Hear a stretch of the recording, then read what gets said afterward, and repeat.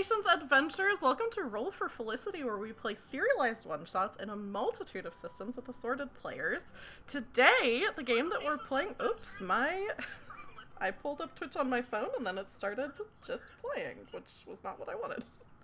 Always gotta start with something. As soon as I start the stream, something always happens. Hello. Today we're playing Brindlewood Bay. And I'm here with some lovely guests, Avery and Philippa. Anne may still make it in depending on if her internet comes back, so you'll see a little blank spot on your screen. And if she does make it in, then we'll take a quick break and get her into the overlay. But otherwise, we'll just have to keep calm and carry on with the two mavens that we have, which will be great. If you're new here, my name is Taylor. I use she, her pronouns. And I am the person who is generally running games on Roll for Felicity. So the keeper, the storyteller, the GM, whatever you may say, that's usually what I am. And also we do have a icebreaker question today because the game that we're playing is a game of inspired by things like Murder, She Wrote, and that kind of thing. Oh, Dungeon Mom, thank you so much for the resub. My chat was like not loading, so very belated. Thank you. But yeah, things like Murder, She Wrote, and that kind of thing. And the mystery that we're doing today is inspired by a certain baking show that you may be familiar with. So our icebreaker question for today is, what is a treat that someone that you love makes for you to show their appreciation for you? And it can be something baked good. Doesn't have to be. Mine is not, actually. My mom, for holidays like Thanksgiving and like Christmas and stuff like that, always makes cheesy potatoes, which is just a potato casserole, but it's like so good. It's like so warm and comforting, and it's like exactly what you want. And it's not hard to make. Like, you could make it all the time, but like I try not to make it that often, even when I really want some, because it's like, this is the thing that my mom does, and my sister sometimes does too. So that's for me what, like, it just feels like home. Some nice cheesy potatoes. But I'll throw it over to my guests for them to introduce themselves and answer that question. And we'll start with Zavery. Do you want to introduce yourself to everybody? Hi, I'm Zavery. Also Zavery on Twitter. And wow, so let's just get right to the icebreaker. So my mom, I think she's watching. Hi, Mom. Makes the best macaroni and cheese.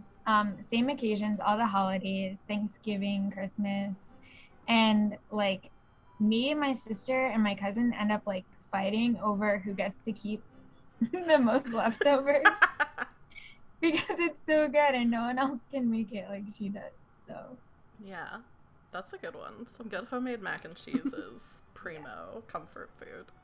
And then Philippa, do you want to introduce yourself to everyone and tell us about a food that Sure. someone you love makes for you? Hi, I'm Philippa Moore. I use she, her pronouns, and I mean, there's quite a lot, but I think one that I'm gonna stick with the cheese trend because my dad makes an excellent cheese on toast. Which is excellent if you're not feeling very well or just watching a movie and then he'll appear like cheese on toast time. Oh. And it's great. That's so nice. Cheese is a very good comfort food. Just in general, anything with cheese is great. We've introduced ourselves. I'm going to talk a little bit. Oh, Zavery, thank you so much for the gifted sub to your mom. yeah. I'm going to talk a little bit about the game that we're going to play, but first, I'm going to mention some stuff that people in chat can do that's helpful to the stream and also just fun. First of all, if there's any part during the stream that you think is like funny, you would like to see on TikTok or Twitter or YouTube Shorts, if I ever do that, you can put !marker in chat, and it'll make a point for me to go back and make a clip of that moment.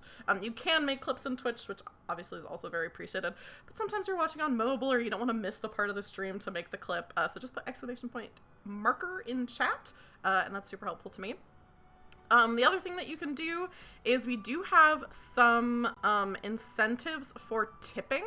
And all those tips will go to my players this afternoon. And actually, let me write tip in... it's tip reward, I think. Rewards. If you tip... Oh, actually, I should change this.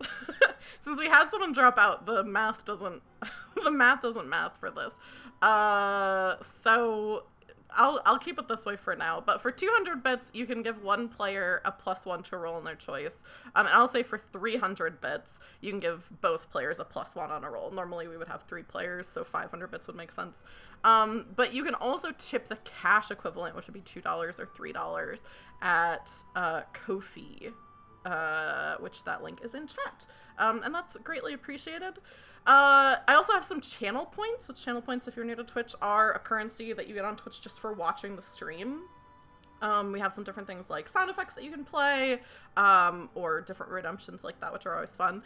And then the last thing you can do to help the stream, congratulations, you're already doing it. Thank you for watching, whether you're watching live on Twitch or whether you're watching the VOD on YouTube. I really appreciate it. It's always great when people watch the stuff that we're doing. But yeah, thank you for being here. The game that we're playing today, I've mentioned a few times, is Brindlewood Bay, which is written by Jason Cordova, published by The Gauntlet. The adventure or mystery that we're running today is also written by Jason Cordova and published by The Gauntlet, which is called The GBBBO for the Great Brindlewood Bay Bake Off. Brindlewood Bay is, like I mentioned, a murder mystery, like a cozy murder mystery. But there is sort of an eldritch undertone, which may or may not come up during the one shot, depending on what our mavens do. I did decide to run this mystery, and then after I had already figured out that I was doing it, realized how many British accents I was going to have to do, and have a real actual person from the UK here, so, you know... Don't. It'll be fine. It'll be fun. I'll rank each one as yeah. Yeah, live. Just write down like 1 through 10 on a piece of paper. Just hold it up. 5 cakes. 6 cakes. Yeah. But yeah. Speaking of judging things, I think it's time for us to start the game. Which will begin in the GBBBO, the most popular television program in the world. The Jolly Good Baking Show has come to Brindlewood Bay to find the town's very best baker. A number of qualifying rounds have been held, and our Murder Mavens are among the bakers to make it through to the final televised portion of the show, where they will meet the charming presenters and have their confections judged by the notoriously strict Paul and Jane. The first thing that we're going to do while we're you're each describing your characters, I'll be bringing in some other people who are around, is for each of you to describe your maven and also what sort of pie your maven is making for this round, because this is the pie round of the competition. And whoever wants to go first can start if you have a pie in mind and want to talk about your maven. I've got a pie if you want me to go first, Savory. Sure, yeah, you can. So my character I'll be playing is Hyacinth White, and she is a little short old lady with a little grey curly bob, and lots of she's been raiding like the kids' accessories stores for like little plastic hair clips and things, because she's like, I'm old enough now that I can do that. And she also has a lot of cardigans and shawls like layered up to the extent that she's kind of like there's so many layers that she can't keep track anymore. And she's also got with her a little trundle carry case, little tartan trundle case, which I'm sure she's snuck into the venue, is her cat Pumpkin, who is a ginger cat, who she is occasionally feeding treats because her pie she is making is a fish pie, and so she is making a haddock and flounder fish pie, which she is occasionally feeding bits of fish to Pumpkin, possibly more than she ought to. She may not have enough left for the pudding, but she's like, I don't care. Pumpkin deserves the best. And that's Hyacinth. And yeah, she loves knitting, which is why she has so many cardigans and shawls. I think as Hyacinth, as you're doing this, the only person who has noticed Pumpkin is one of the presenters, Timothy Boosh, who is described as weirdly large, broad humor, and gothy. He comes over, kind of leans into you and says, I see you've got a little friend there. Oh, don't tell anyone else, but you can have some fish too as well if you want, Timothy, and I'll keep you quiet. He says, it's cooked, I promise. He says, meow, and takes a little piece of fish. She like feeds it to him, like doesn't put it in his hand, she like feeds it to him. There you go. He pets the cat, kind of nods and says, your secret's safe with me. Ooh.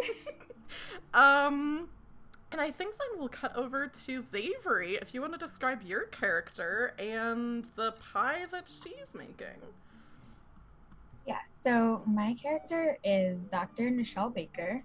She is a retired surgeon, and she is now spending her time doing a lot of charity events and just hanging out like in Martha's Vineyard with the other like fabulously rich people that are retired.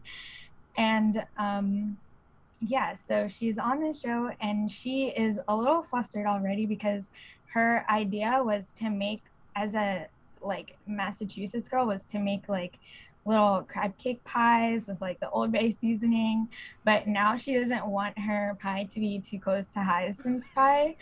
So she's making like a peach and blueberry like cobbler kind of instead. And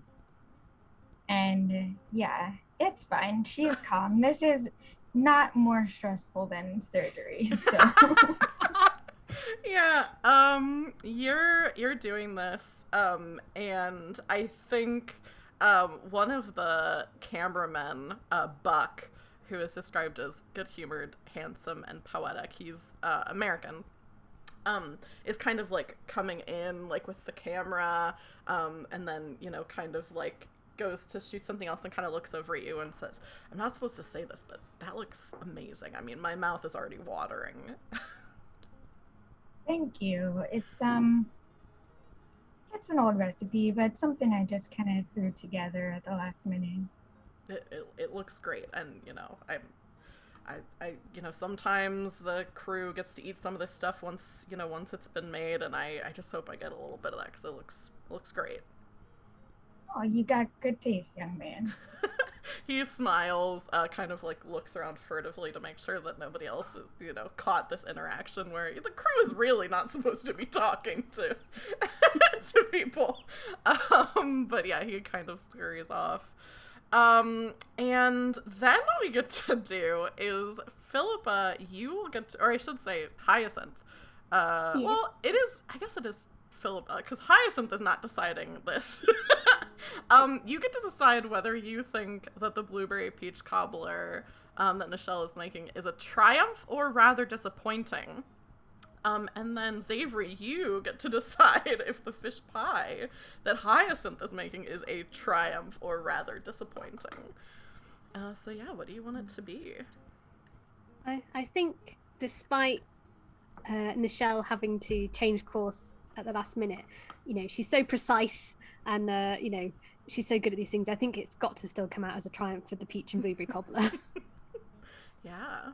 I was gonna say the same thing for yours. Like, I think that Hyacinth like went into this knowing exactly like what to do. Like, this is something that she makes all the time for her little pumpkin. So it's obviously amazing. It's Pumpkin's Friday dinner every night. We do it every week. Very well practiced. And, you know, Pumpkin has good taste. So, you know, only the best. A food for a cat, but fit for a human as well. I taste everything he eats first. Then we get to offer a detail about how the pie was beautifully executed, because both of them are triumphs. What do you think is a triumph about each other's dishes? I think Nichelle has brought in not the old tools, but she has some little scalpels in, so she kind of like made little patterns in the pastry. Oh my gosh. And she's really deft with it, of course, you know, with all those years of practice. So she's like carved some really pretty, like, you know, when they like take out a bit of the crust and then you can see it showing through. Yeah. So you've like used the blueberry to bubble up and like make these like lovely little patterns, maybe like a paisley pattern or something. Yeah. For an old granny pattern. So cute. And I was gonna say, I think that Hyacinth's pie is just like the perfect like ratios of filling and seasoning. Like, it's not too like overwhelmingly fish. It's like got a nice flaky crust, and like it's not like too salty. The seasoning is like just perfect. Yeah, I think this is probably a good time for the judges to come in for this part. So one of the judges, Jane Leaf, who is a beloved celebrity in the UK, having published dozens of cookery books, hundreds of television appearances over a career spanning nearly 60 years. She comes over, I think, Hyacinth, to your fish pie, and now that, you know, you've presented it, it's done. The judges are kind of coming over to look at them, and she, you know, very carefully, like, kind of looks it over, takes a little fork and takes kind of a quavering bite. There's crumbs kind of around her mouth, and she's this is quite good. I'm not normally a fan of the fish pie, but it has a good taste to it and a nice dry flaky crust. This is quite good. High praise, thank you. She kind of leans in and she says, "You'll have to get me the recipe for this one." Oh yes, of course. I'll slip it to you after. And Dr. Nichelle, I think the other judge, who is what is his name? It's Paul. Why can't I find it? Oh, Paul Riviera comes over to you. He's much more stern looking than Jane, which Jane's not stern looking. But Paul has very kind of just been silently going around to everyone's things and kind of looking them over. He takes a piece of your cobbler, has a kind of thick sausagey finger, pokes into it, looks at the consistency, takes a bite, thinks about it. He says, "That's a good pud." Puts his hand out to shake your hand. Okay. I shake his hand, like, very, like you're not judging me, like, we're Yeah. Hyacinth's in the background like, yes, Nichelle, yeah. Yeah. That's my friend. Everyone in the tent is talking, including another contestant who maybe she's from Brindlewood Bay, so you might know her. Her name's Melanie Blair, and she does have she used to have a bakery business. She's lived in Brindlewood Bay all of her life. And she's kind of got, you know, a lot of flyaways. Her hair is up. And she's kind of looking over, a bit jealously, I think, at Nichelle, after this interaction. Just kind of looking over. Not maliciously, but definitely jealous. she's like younger than him? Yeah, she's younger. She's probably like 30s, maybe late 30s. Okay. Yeah, I just kind of like look at her and like do a little wink and be like, you have plenty of time to get there, dear. She kind of is cleaning up her space a little bit. And she says, I know I should have been prepared for it, but it just really, my pie had a soggy bottom, which it's not as, the thing is, in the US, that's not really so bad, you know? The bottom of a cake, you can expect for it, or the bottom of a pie, you can expect for it to be, you know, absorb some things, but but congratulations, Nichelle. Your cobbler's beautiful. No, it was nothing, but you shouldn't really let them get to you. It's, you know, they're not worth it. Just do what you know how to do and what you like. And if they don't appreciate it, then they don't appreciate it. She nods and she says, well, luckily I did well enough in the previous rounds. I think I made it through to the televised round, even though my cherry pie was not quite as up to their standards. But, you know, cookies are really more of my thing anyway, so I think that'll be a little bit better. Can't wait to see what you do. And I think, so I'll make a note, so since we're playing this as a one-shot, there are some other characters that if you were to run this game on your own, there would be some that I just maliciously cut so that we would have a little bit less of a complex mystery. So I think the only other person that I need to bring in is Paul, after, you know, having had this, you know, a little bit of a face-off, I guess, with Nichelle, goes over to his wife, whose name is Donna. She is a bottle blonde, wearing leopard print, lots, like, very heavily made up. She is also something of a celebrity, which you would know. She had previously starred in the short-lived reality television program The Real Scousewives of Liverpool. So she, as soon as he's done judging, she comes up to him and just kind of like, not necessarily like hanging off of him, but very quickly like attaches over to his side a bit, like territorially, I would say. But yeah, I'm very excited for this, Ax. Should not be. Yeah. We'll see how it goes. So Hyacinth has also brought some Tupperware with her and is putting slices of everyone's pie into the Tupperware after the filming is done. Yeah. She's like, oh, you don't mind, just, you know, I'll put it in the freezer. Have it for my dinner later in the week. It was so nice. I just had to have a bit.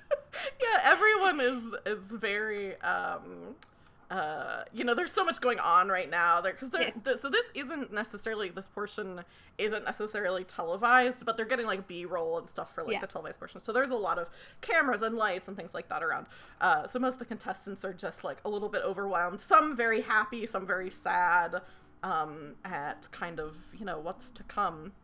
And yeah, there's a little bit of a break before the next thing is happening. What are Hyacinth and Dr. Nichelle doing after they've been judged? I put some Tupperware in Nichelle's bag. Here you go, darling. I got some for you as well. I won't be able to eat it all myself. Well done, by the way. You're like, this is my own pie. Yeah, I know. Well, I was worried you wouldn't have your own Tupperware. I can make it for myself. Well, yes, but you don't want to waste it, do you? Waste not, want not. Yeah, I see. That's very thoughtful of you. Well done on the handshake, by the way. You know, these men, they think they just know everything. And, I mean, if I've been through, like, 15 years of med school, I don't think that Paul Riviera really should have anything to say to me. That's very true. If he gives me a handshake, maybe I shan't take it. She will absolutely take it. Maybe I won't. That's a really good point, Nichelle. I'm easily swayed, and so I will take that on board. It should serve him right. Yes. I'll demand only Jane judges my pie. Oh no, we've done the pies. Whatever's next. I can't remember what we're making. You can hear Paul Riviera, someplace in the room, and you just hear him talking about sponge, the importance of a good sponge. Sponge. Yes, a sponge. Yes. Yeah. Is there anything? So you both have a pretty good feeling that you're going to end up in the televised portion because both of you had such good, with a handshake, and with Jane having asked for the recipe, you feel like you're both pretty much shoo-ins for the televised portion, but you haven't quite found out yet for sure. And I think during this kind of, things going, shifting, and cameras are being taken down. There's some talking head interviews with some of the presenters and judges and things like that. And after a little while, as you're milling about, having collected some of the other desserts and tasting them and having your opinions on Paul Riviera, you hear... Actually, let me make sure this is what's happening. Yeah. So you're kind of still around, waiting to be told for sure whether you're going to, advance to the next televised round. And some of the people have gone to their trailers and things like that. You hear a scream coming from one of the trailers. Did you hear that? I did. Do you think we should go and check it out? Yeah, I think so. We might have to call... Well, no.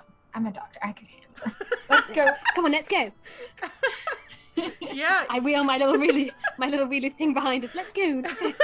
You rush off towards the sound of a scream, and follow whoever's running else towards. Yeah, because there definitely are other people who are and definitely some people with cameras who are going over with the cameras going. Even though you look strong. Come with us. Yeah. Come on, young man. Yeah, he's coming running over. Even though this isn't really that kind of show that you would normally show something that distressing with the screaming. Anyway, comes over, and you get to Paul Riviera's trailer. The door is open, and you can see his wife standing at it, shouting out, I have to do this voice. No, she could have moved to Liverpool. She says, I'll wait until she's not screaming. She's screaming for a doctor. It's tough to do an accent and be yelling. Yeah. So she's Nichelle, yelling. That's you. She's yelling for a doctor. You still have your license? Get in there. Okay, so I go in and ask what's the problem? You don't even really need to ask. You go in and immediately see why she's screaming. Paul Riviera is face down in his trailer. His face is, when you go up to it, you can see from the side, his face covered with flour. His hands are tied behind his back with beautifully plaited nylon cords. And he does not seem to be alive. I'm gonna turn him over. Young man, can you help me? Yeah. Put him on his back. Buck comes in, sets the camera off to the side, starts kind of helping you turn him over. Yeah, Paul is dead. Yeah, so, okay. So I'm checking his pulse. Obviously there's not one. Yeah. So I turn to his wife and I'm like, did you see what happened? How could this... I just came in here, to check on him, and, I can't look at Philippa. I came in to check on him before the next round, and he was just here like this. You didn't see anyone come in or out? No, he's off doing my own thing, getting a bevy. Well, I suppose we'll have to call the police about this. And be like, I guess we don't have our phones on set.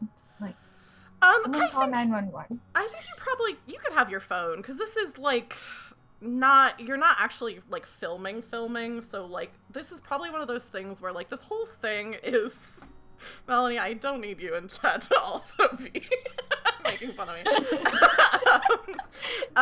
It's definitely like them even being in Brindlewood Bay is like kind of a publicity thing, so I don't think they would be taking your phones away. I think it would just be like your social media is being monitored. Like you have to sign an NDA, but like, or like have approval of stuff. So I think you would have your phone.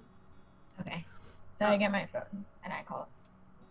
Yeah. I think while you're at like the scene of this, I think both of you can roll a meddling roll. Is that what it's called? I think that's when you're looking for clues. Meddling move? Yeah, meddling Search move. for clues. And you can choose what stat you want to use with this, which is kind of means the way that you're going about this. So like if you want to be talking to Donna Riviera, then you could pick presence as the stat. If you want to be like, you know, more looking for like physical clues, you could roll something else. So let me know what stat you're wanting to use. And one of you gets a +1 to the roll. I'm gonna assume that's going to Savory because it is from your mom. It makes sense also if Nichelle's looking at the body as well. Yeah. I'm just outside like la la la la la. Okay. Yeah, and you don't have to, when you get a +1, you can bank it for later. So if you roll really well, you can choose whether or not you want to use it now or use it for something later. Okay. I'm gonna use my, well, I don't know.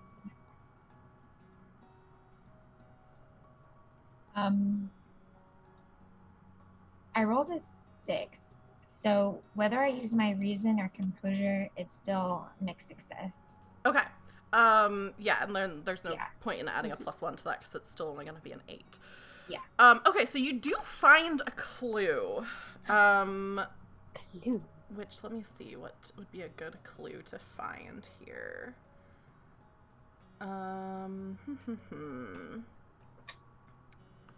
Ooh, I think what you find is an unreasonable contractual demand. So you're kind of looking around, like you're inspecting Paul's body, but you're also kind of looking around like the room, and like on you know how, like trailers have like a little like table and like little chairs kind of in there, and on the table you find a contract that seems to be like in the midst of being negotiated. I think the complication is that, ooh, what is the complication? I think the complication is that the police arrive pretty quickly, because of like, there's probably already police around, to be honest, because it's like, you know, there's like a TV show being filmed here, so usually there's like people around, especially if it's, you know, kind of in a more populated area. So I think as you find this contract, you don't have a ton of time to look at it right now because the police are like at the, you know, at the trailer, and they're, you know, I'll also say this. The presumption with Brindlewood Bay is that Hyacinth and Dr. Nichelle, that you have investigated mysteries before, that this like is not your first time. And like kind of weird that it always happens, huh? Like weird it's strange like that. Yeah, weird that there's so many murders in this idyllic town of Brindlewood Bay. So Dr. Nichelle, I think you would kind of be like, all right, yeah, this is what happens. We're trying to do our thing, and then the police come. Before we resolve that, Hyacinth, did you also want to do a meddling? Yes. So I think because we are used to, you know, we're like, oh, she's almost just like, oh no, not another one. Oh. And she turns to Buck, who she's brought along with her, and is sort of like, go and get some wet paper towels to calm Donna down. And then she sort of like keeps an eye on everyone coming past to see like who's going where. And, you know, Nichelle's got it sorted in the trailer, so she's sort of just resting on her little trundle bag and just watching everyone go by. Yeah. And I think I would wonder if I could use like composure to kind of keep calm in the moment, like when everyone else is rushing around. I like that. Yeah. Which gives me a 1 on it. So let's see. Ooh, that is 11. Nice. Okay, so you just find a clue. There's no complication at all. Let me see. What would be a good clue? And sort of peeking occasionally into the trailer as well. Yeah, If that's helpful too. No, I'm reading through the clues to see which one is just like the most the most fun to give you right off the bat. Ooh, this is a good one. You're kind of looking around and you see there's like a big, like one of those big, like industrial kind of trash cans that's pretty close to the trailer. And you can see something kind of poking out of it that looks like pastry. And as you go over to like peek at it, you can see that it's been thrown away. It's an entire sheet cake.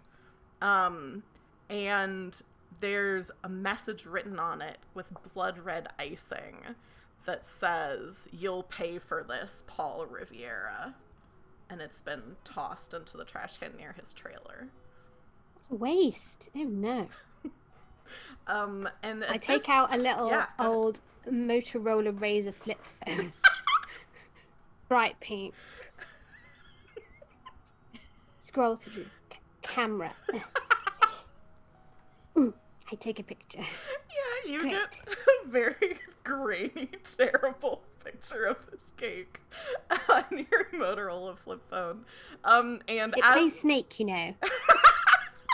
As you're doing this, the cops go by and are going into the trailer. I wave at them. Hello. Yeah. Oh, I should have come up with this. Maybe all together we can come up with who the police officer is that you always run in with. That would be a fun character.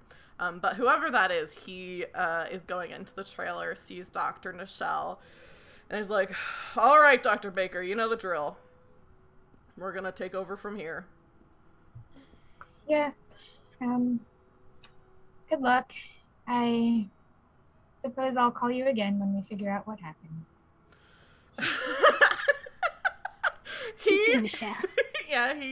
He shakes his head and starts kind of some of the police are around, like putting up the caution tape or the police tape or whatever, and talking to people, and you're kind of not physically pushed, but pushed kind of out of the area back towards the tent where you were all competing.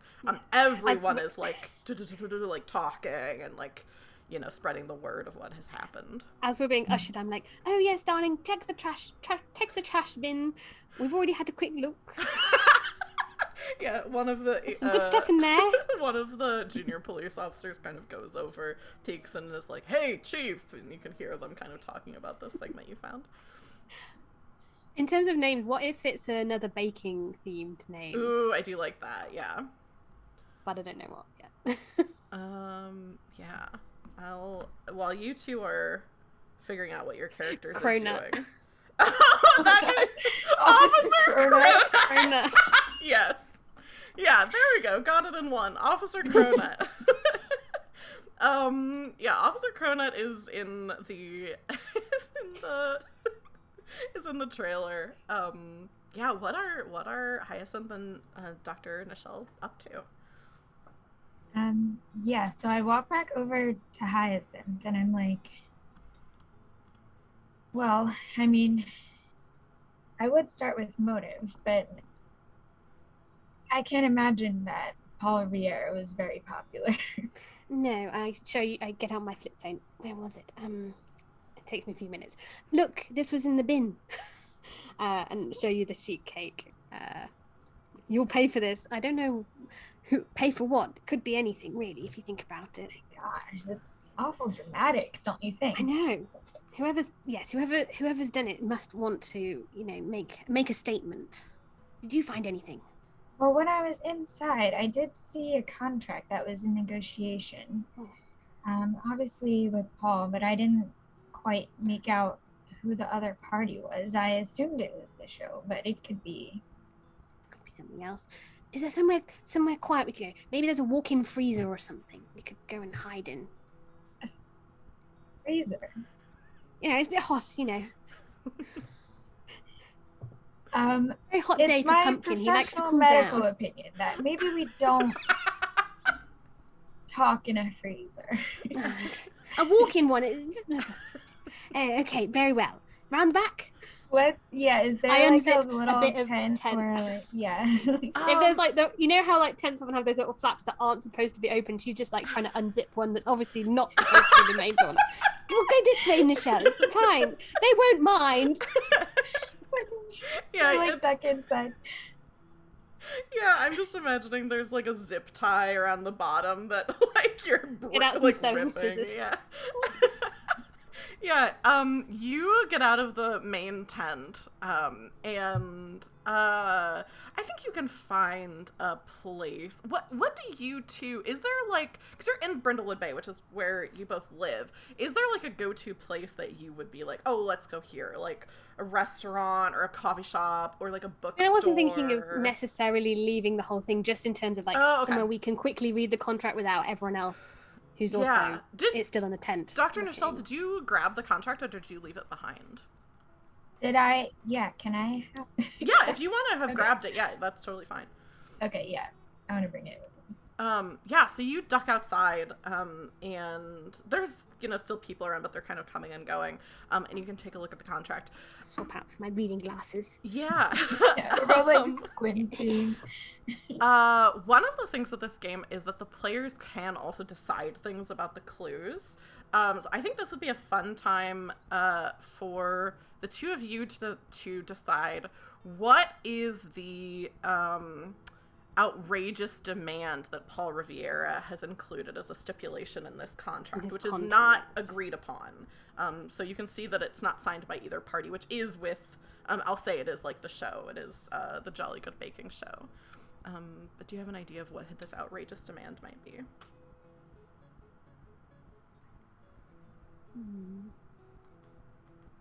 I mean, more money is obvious. Yeah. But more screen time or particular angles. Oh, I do like that it's like only... I don't know, what do you think, Avery? Yeah, you can only shoot me from like this angle. How unreasonable, yeah. Oh, I think it's because I mentioned earlier that he had sausage fingers that he was poking at the thing with. Yeah, just I think stuck it in the... He needs a hand model. Yeah, it's that he wants... It's just someone has to be there for every shoot, like... Yeah, to poke whatever thing it is that he's... the bread or whatever, to get the insert shot because he saw people tweeting about his fingers or something like that. Yeah. That's the outrageous demand. And we go with model. And model. I mean, it's pretty vain, but I wouldn't say that's something to kill someone over. Do you think? No, I think we need to find out more. Because I suppose anyone involved in the show could be annoyed about that if it was causing problems. True. And hiring a whole extra person is not inexpensive. But who would have been baking the cake? We were all making pies, right? Yeah. It was a sheet cake, a tray bake. Could have been baked ahead of time, though. That's true, but he did have flour. On his face. Bring flour just to throw it in his face. And some rope. And rope. I think maybe we should talk to some people and see what they're all doing during the break. Yeah, I think we have not much to go on right now. I think we need to find out a bit more. Okay.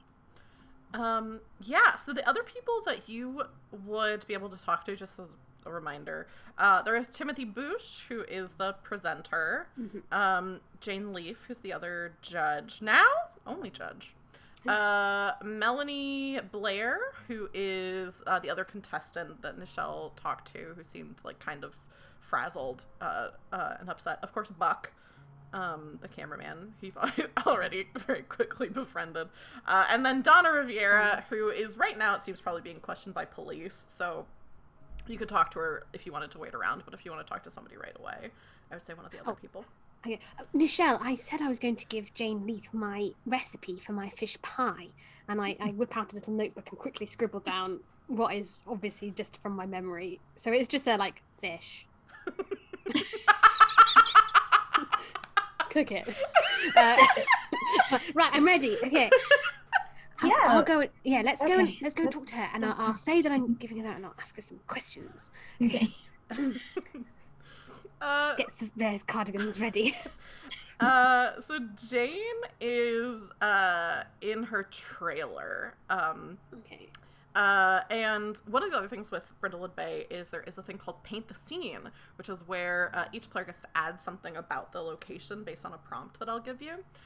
So as you step into Jane's trailer, I think you knock on the door, and Hyacinth, you're like, yeah, I've got a recipe for you.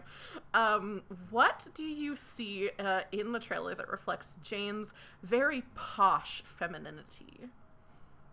And we each get to add something here.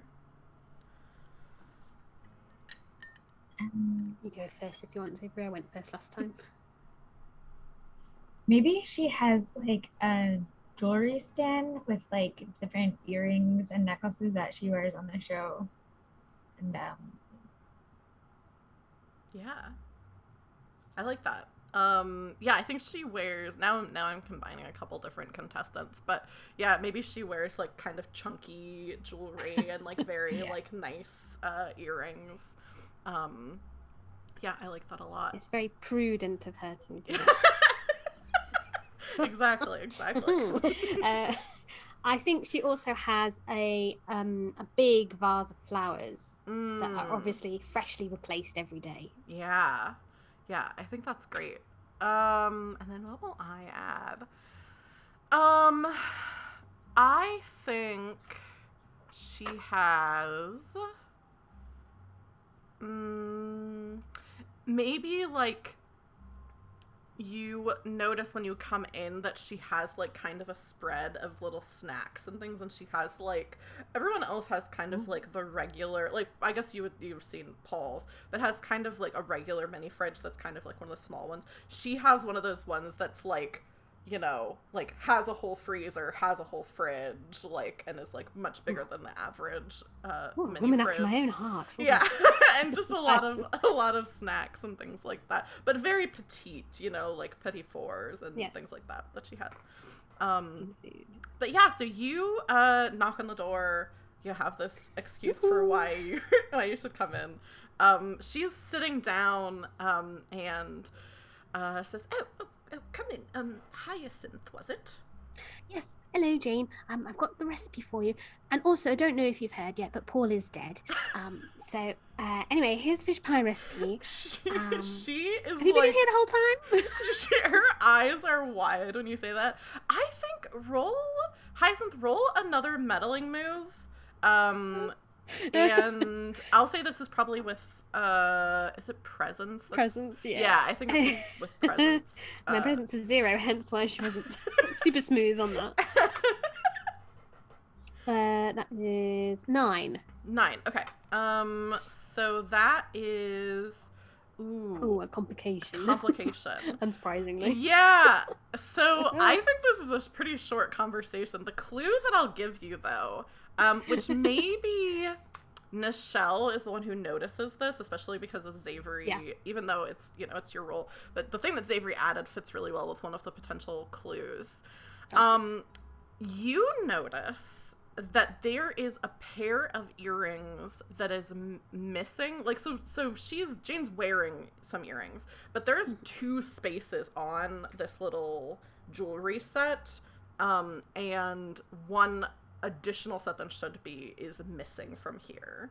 And I'll say that Hyacinth, I'll give this to you now so I don't forget, but once you two talk about it, Hyacinth, you would think back and notice that she has kind of a signature pair of earrings that she wears often. It's not always what she wears, that are shaped like tiny loaves of bread that are like diamond earrings.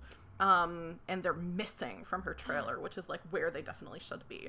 The complication, I think, is Hyacinth. You say this very like off-putting thing right off the bat that Paul's dead. She, like, her eyes go wide and she says, "Oh, I'm afraid that I have some other things that I need to be doing, if you wouldn't mind." Of course. Anyway, here's the recipe. Part of the complication too is she looks at the recipe and kind of like frowns a little bit because all it says is like, fish, cook it, put it in a pie. It's a technical recipe. It's just like yours. Her lips get Yeah, very I'm sure you have lots of pursed. things. You need to make sure your affairs are in order with the show, Jane. Off you go. Yes, very good. Yes. Hyacinth stays in the trailer until she is otherwise told to leave. I think you say off you go. Jane's just kind of looking at you and Nichelle, kind of like, yes, as I mentioned, I have some other things that I really quite should be doing. Yes, you should probably go and do those. Yes, after you. Oh, right, yes. Oh, sorry. Door. I want to like see if we can buy more time.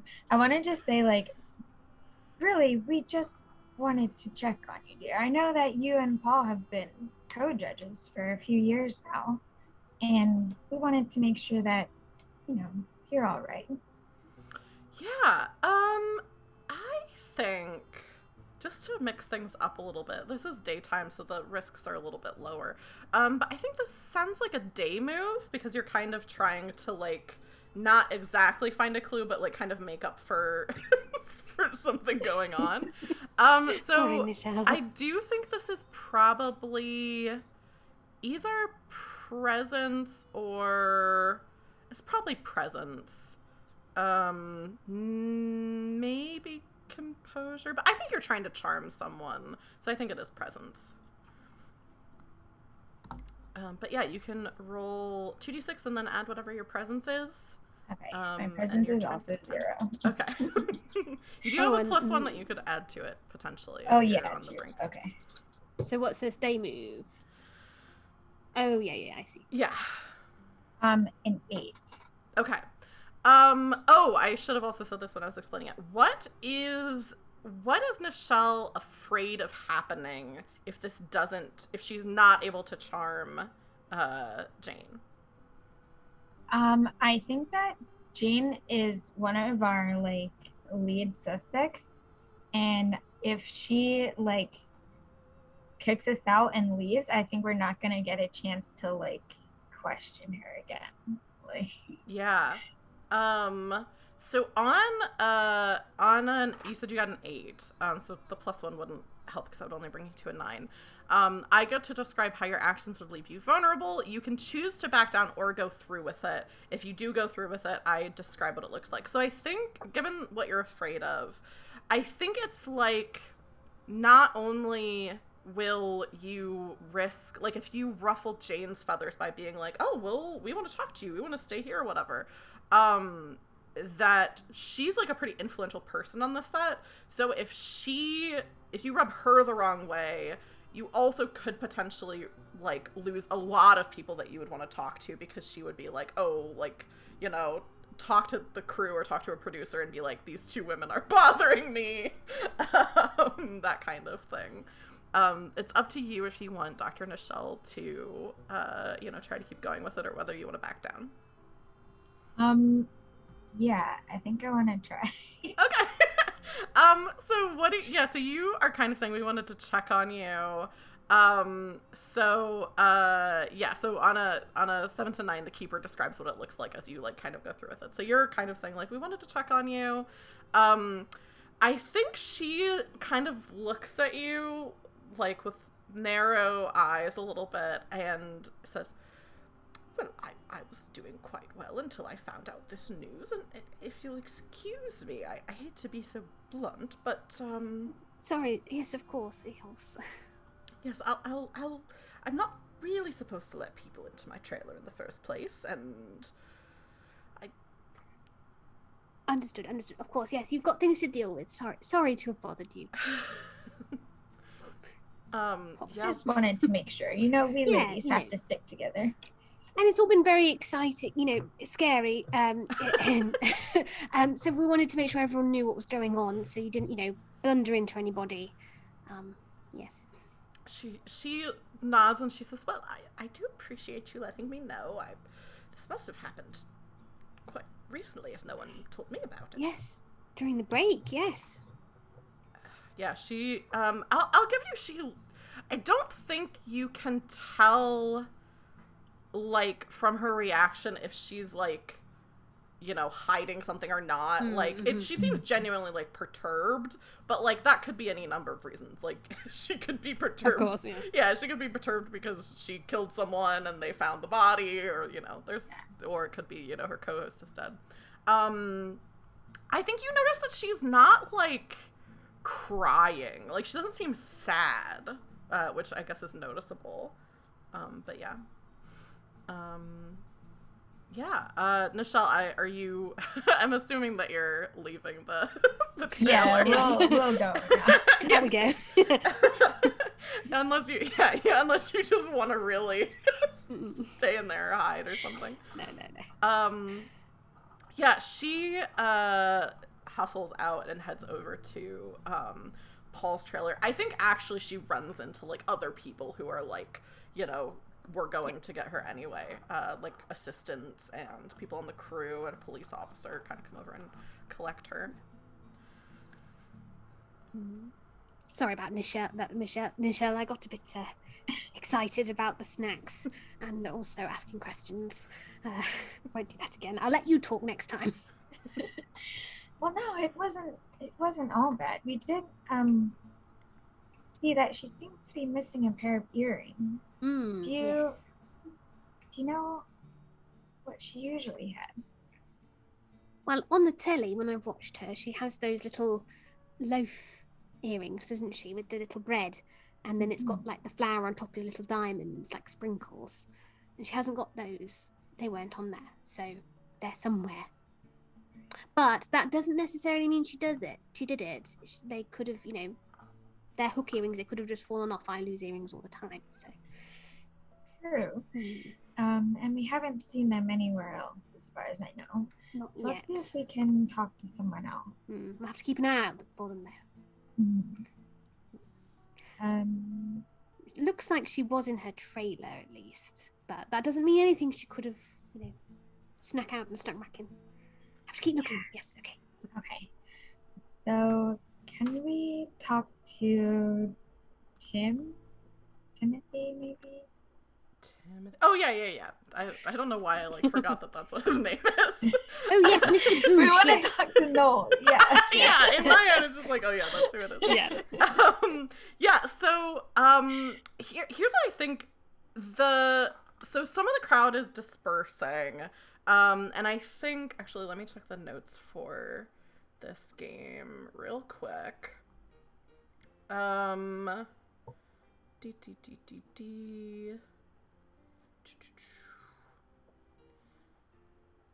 Okay.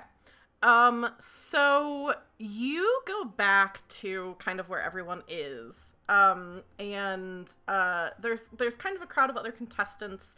And Timothy is actually talking to everyone. You come in while he's talking back into the tent through the little zip that you unzipped. And you can hear him saying, "So we all believe that what Paul would want is for us to continue on with the competition. So we'll be announcing the people who are going to be competing on the televised portion. And those of you who haven't made it to the next round, you're welcome to come back for the picnic that we're going to be having. And thank you so much for your time." Someone else, like a producer or something, comes up and starts reading out who's made it to the next round. And you can hear some, people talking amongst themselves.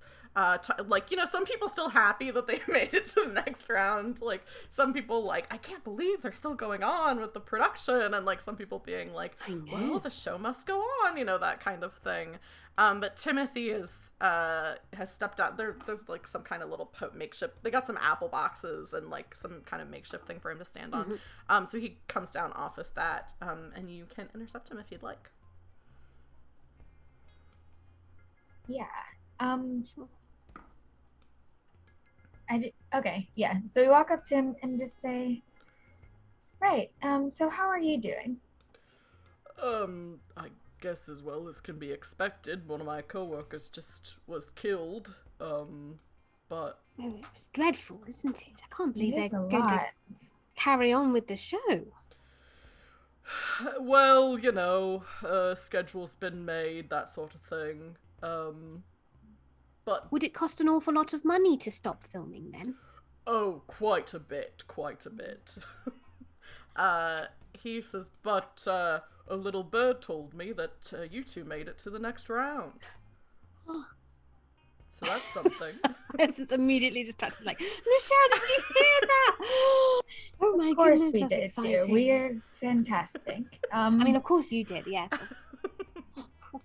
I mean, I'm not sure why we're talking about what Paul would have wanted. He is, you know, dead, after all. But I am wondering, Mindy, you've been, you know, you go around and you speak to all of the contestants. Mm-hmm. Did you see anything during the break around Paul's trailer, or? Well, I wasn't really around his trailer at the time, but, well, are you asking if any of the other contestants had a problem with Paul? Was there something that you heard? I'm surprised you don't know about it already, being from the neighborhood. You're talking about dear Melanie. Yeah, Melanie. So, she had her parents had a bakery in Brindlewood Bay. Oh, yes, I remember when they set it up. It was lovely. Yeah, well, she says she's sorry, I'm stumbling because I'm reading what the thing is. I'm trying to find out what the Sweet Sensations is the name of the bakery. Went out of business when Paul's bakery moved into town. One of his locations. So, Such a shame. I do hate it when locals get pushed out of business. And so you think that she was rather upset about that? Oh, I'm surprised she came on the show once I heard about that whole thing, but they have been leaning more into the drama lately. So I kind of like lean away to him and like whisper in Philippa's ear. It's like, I mean, that would explain the sheet cake if she brought it from the bakery. That's very true. Hyacinth is not so good at whispering because she's good. Yes, that's very true. I mean, yes. Timothy says, secrets are no fun. I whip out the veteran. There was a cake, Timothy. But also, I want to like eye him as I do it, and I'm like, didn't you hear? I showed it to Officer Cronut. There was a cake in the bin, and it was dreadful. I don't show him what it says, and I'm like, yes, it was an awful message as well. Yeah. Can you believe someone would write that? Oh, awful. I think this probably is another meddling move because you're trying to get a reaction out of Timothy. So go ahead and roll that. I think this is presence again, unfortunately. Oh, no. a lot of the talking to people stuff is yes. going to be presence. Oh dear. 6. Okay. So I think what happens on a 6 is Hyacinth, you show your phone, and well, you're kind of like trying not to, but like something. I'm just waving it around. You're kind of waving it around, and like just the fact that you're not like being super careful about it, he catches a glimpse of it, and says, well, I'm afraid I'd better be on my way. Lot I've got to do now. Got to learn some new scripts. We're gonna be doing a bit of homage at the start of the episode now to Paul. Oh, so yes. And yeah, he seems like he clams up after he sees what you have on your phone. Poor Hyacinth, talks to people and then they immediately are like, I can't. No one will talk to me today, Nichelle. I know someone's died, but really. She flaps her cardigans a little bit. Oh, well, talk to you later, Tim. Nice to meet you. Yeah, he kind of shuffles off. I didn't mention this, but he is, of course, wearing a very colorful sweater. Shirt, yes. They're really not being very helpful at all. I'm sorry, Nichelle. Oh, it's just a new environment, I mean, he's so tall, surely he should have seen something. We'll just have to ask him again later. Oh. Unless, if he's busy talking to people, does he have a trailer? We could go and have a look. He does have a trailer, I think. Yeah, he does have a trailer. I mean, he would anyway, but I'm looking to see if there's a paint the scene for it, and there is a paint the scene for his trailer. Yeah, if you wanted to do something more subterfuge-y, you could try to sneak into his trailer. Or I say, do you want to talk to Melanie? We could ask her. Does it look like she's going anywhere? No, she'll be here. I want to try sneaking into the trailer while he's busy. Yeah. I'll say, so you know that the next part of the competition was supposed to be today, and it seems like they're still going forward with it. Melanie also made it to the next round. So yeah, as far as the question of will she still be around? Probably. And also I'll say you are kind of talking. Officer Cronut, Craig Cronut, comes over and he says, okay, you two know the drill. Obviously I can't be seen seeking help from either of you or collaborating on the case, but the results don't lie. So I'll stay out of your way, you stay out of my way. If you have any information and come to me with it, I'll come to you with anything that I find. Well, can you do you know yet how he died? We are still waiting for the coroner's report, so I can't give any official information. No signs of, bruising or obvious injuries to the body. Very good, officer. I don't suppose you've seen any pairs of diamond earrings around in his trailer, have you? Just, hypothetically speaking, of course. Hypothetically, we did find a pair of diamond bread loaf shaped earrings, but of course you didn't hear that from me. Of course didn't hear from you. Of course not, officer. He kind of nods and he's like, oh, well, on your way then, kind of. Very good. Oh, it's lovely to talk to you. Move along. I pull out a small Ziploc bag and I pull out a small rhubarb and custard sweet and I'm like, here you go. You've got to keep your blood sugar high on things like this. And we'll talk to you later. Yeah. He tucks it away in his breast pocket. I give him a little pat on the shoulder, very good. Yeah. So he leaves you to do what you will. And yeah, do you want to try to sneak into We've got time before. Yeah. If yeah. We've got time before the next round, then I think this is probably another day move because this is something risky. Which of you wants to take the lead on this? Actually, and I'll say whoever's taking the lead can decide what stat they're rolling, but since you're both working together, you can do it with advantage. So you'll roll 3d6 and take the higher of the two. Can I ask, what does our cozy little place stuff do? Because I just had a thought about so if you have a way that you think that your that one of your items can help you in this situation, you can. So there's a little check box next to it on your sheet. If you check it off, you can also give yourself advantage on a check. So it wouldn't apply to this since you're already getting advantage. You can't get double. Great. But for future rolls, you can. If you can think of a way to bring in any of those things, you can do that. Once it's checked off, you can't use it again unless you have, a specific thing in a specific move that says otherwise.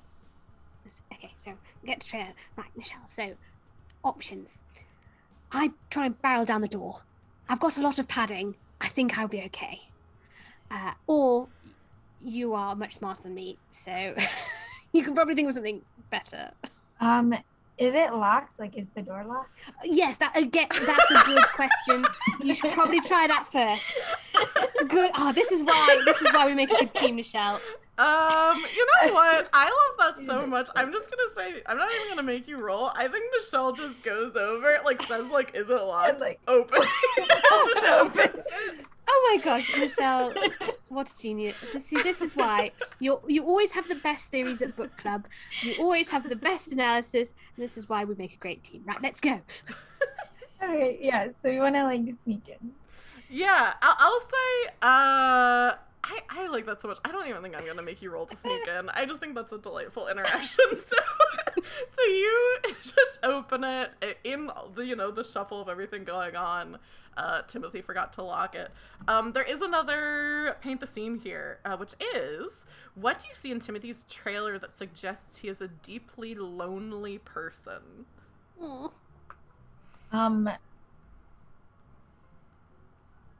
A photo of Richard Iredale.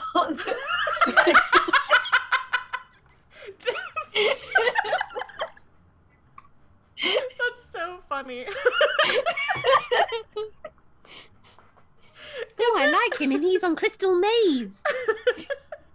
Is it what type of photo is it? Is it just a print off from something, or is it does it seem like a candid, what is the situation of this photo? Or is it a headshot? It's a silly, a Christmas, ugly sweater photo, of his, I don't know, best friend from home or something. Yeah, that's very good. I like that a lot. I've just thought of the worst. Go for it. Okay. It's not an anime body pillow, but he does have one of those cuddle pillows that wraps around you. Yeah, so you yeah, can cuddle it, and so it's on the little fold out bed. So it doesn't have a picture of anyone on it. Doesn't have a picture. Yeah. I want to be very firm that it does not have any pictures on it. It's just a little velvet, little velvet plush body pillow that you can snuggle with. That's very good. I think the other thing, which I feel like is a little bit more esoteric, but I feel like you come in and there's a podcast playing, and it's just there's always I think there's a podcast playing and the TV is on, so it's constantly having almost noise. It's that meme where it's me with podcasts, and it's the person sitting next to the picture of the two people talking. That's kind of the vibe of it's a Richard Iredale. Yes. Yeah, so it's the picture, and then the very good. So yeah, that's what this trailer looks like. And yeah, I think this is a good time for a meddling move. So I'll say either you can make one with advantage, or if you each want to do one again, and if you want to use one of your items from your cozy little place, I'll let you kind of decide what you want to do.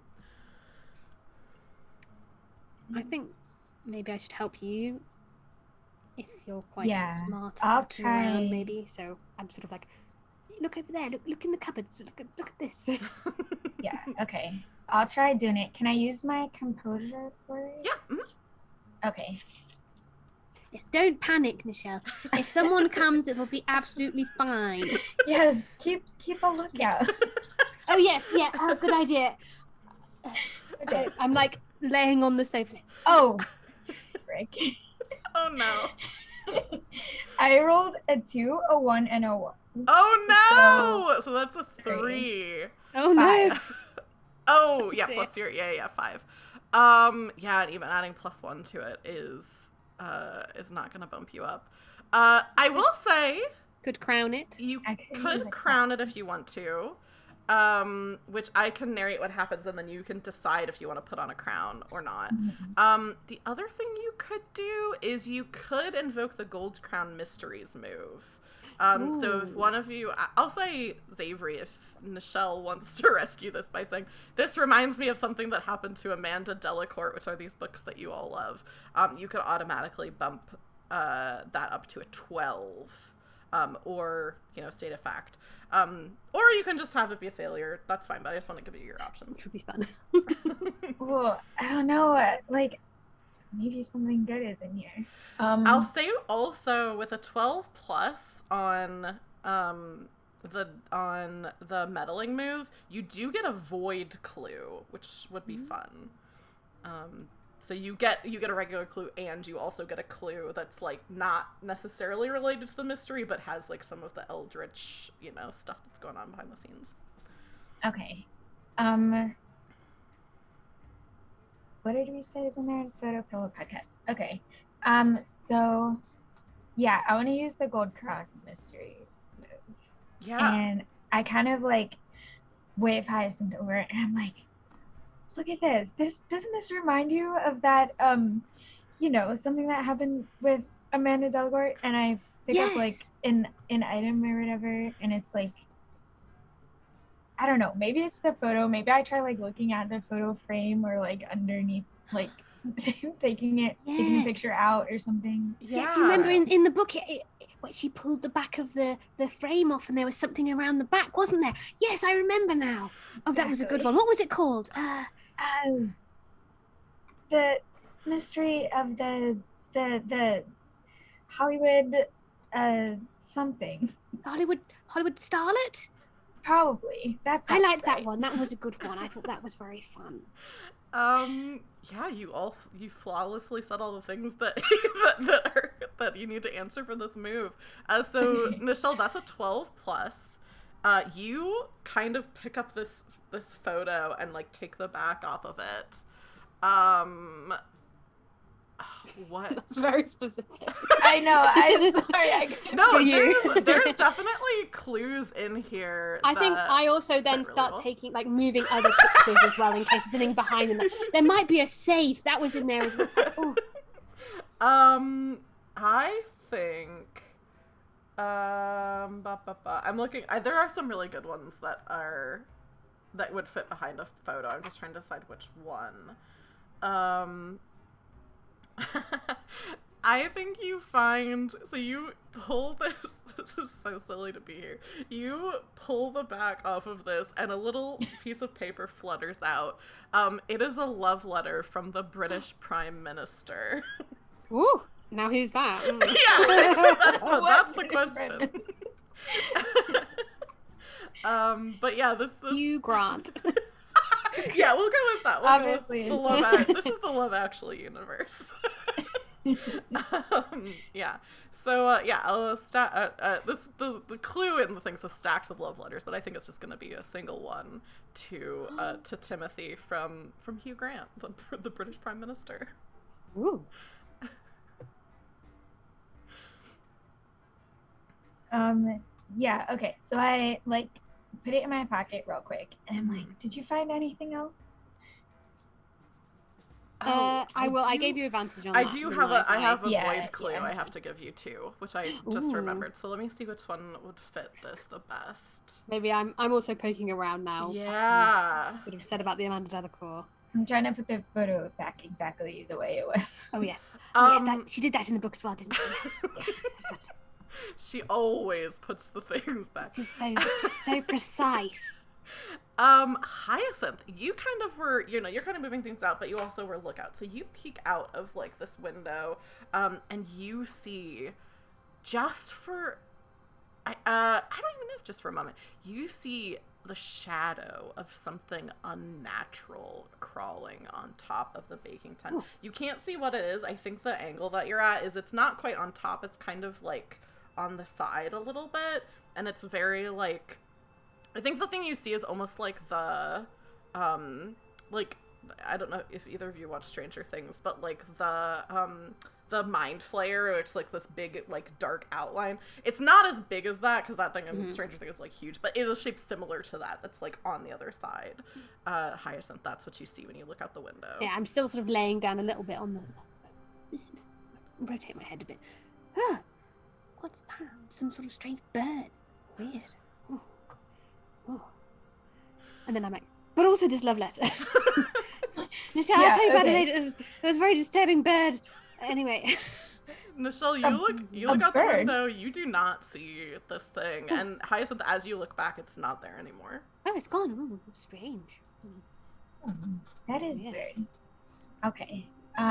Yeah, so I'm gonna leave before everyone else comes. But I'm like, look at this. Doesn't this seem strange to you? And as we're like walking out, I show her the letter. What does it say? What were they doing? Not in that way. Did they? What does it say? What's he writing? And I peer over your shoulder. Yeah, if you do want to decide together what the contents of the letter are, I think that would be fun. If you don't want to, I can think of things. But I'm wondering if there's anything in it that would relate to like this. Is it saying like, "Come away with me, Tim"? You know, leave the show. You know, it doesn't matter. I think that's good. It doesn't matter if you need to break your contract. You know, you could just come with me, and then you know.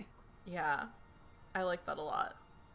I think and I think one of the lines in it is something like we can I think one of the lines is, I can take care of anything that comes between us. Yeah. And Xavier, you can feel free to add if there's anything else that would be in this letter that you think would be fun. No, I think that's perfect. Oh. The first part of it's very, like, flowery, like, love letter stuff, and then the end kind of takes a dark turn. Yeah. Wow. That's a little threatening, don't you think? It seems a little higher up than Sheriff Cronut, perhaps. I'll keep that safe. Yeah, I think that's a good place for us to take our halfway break, because we've been going for about an hour and a half. So on this note of maybe... it's the British Prime Minister that did this. We're gonna take a 15-minute break. If he was involved, he'll have to resign. Yes, yeah. Yeah. Poor Hugh Grant. Final scandal. Yeah, so we're gonna take a 15-minute break. We'll be back after that with the last half of our Brindlewood Bay. We've already got a good handful of clues, so you're doing great. We'll see if the Murder Mavens, is that right? Can solve the mystery that we've got today. Yeah, we'll be back in a little bit. Do you two want to wave goodbye to chat temporarily? Bye. Felicitations, adventurers! We're back with the second half of our Brindlewood Bay one-shot. It's been pretty exciting so far, and I'm sure things are only going to get more exciting. I'll recap some of what's happened, but first, if you missed the first half, we'll do some reintroductions. First of all, if you're new here, my name's Taylor. I'm usually the person running games here on Roll for Felicity, so GMing, that kind of thing. And then I also do video game streams sometimes, and I've been playing a lot more single-player tabletop RPGs on stream as well. I did it a lot before I moved and then kind of got out of the habit, but I've been trying to do a couple of those a month as well. So if you like tabletop stuff of any kind, I've been doing some of those as well. And then I'm also here with some lovely guests, and I'll allow them to reintroduce themselves, and we'll start with Philippa. Do you want to introduce yourself and let people know what else you have going on, where they can find you? That Sure. Kind of thing? So yeah, I'm Philippa. I go by Mort Philippa on most social media stuff. So if you want to hear me talking about various indie games, I'm over on TikTok, reviewing games and making very niche memes. But I also write a few games and supplements on DM's Guild for D&D stuff, but also on itch.io for other games. For example, I just released a game called Be Our Guest, which is a Lasers and Feelings hack where you play as magically enchanted furniture in a French chateau. mouse-like qualities. Definitely not intentional, wink. But yeah, if you fancy any fun games like that, they're over on my itch.io. And that's me. Yeah.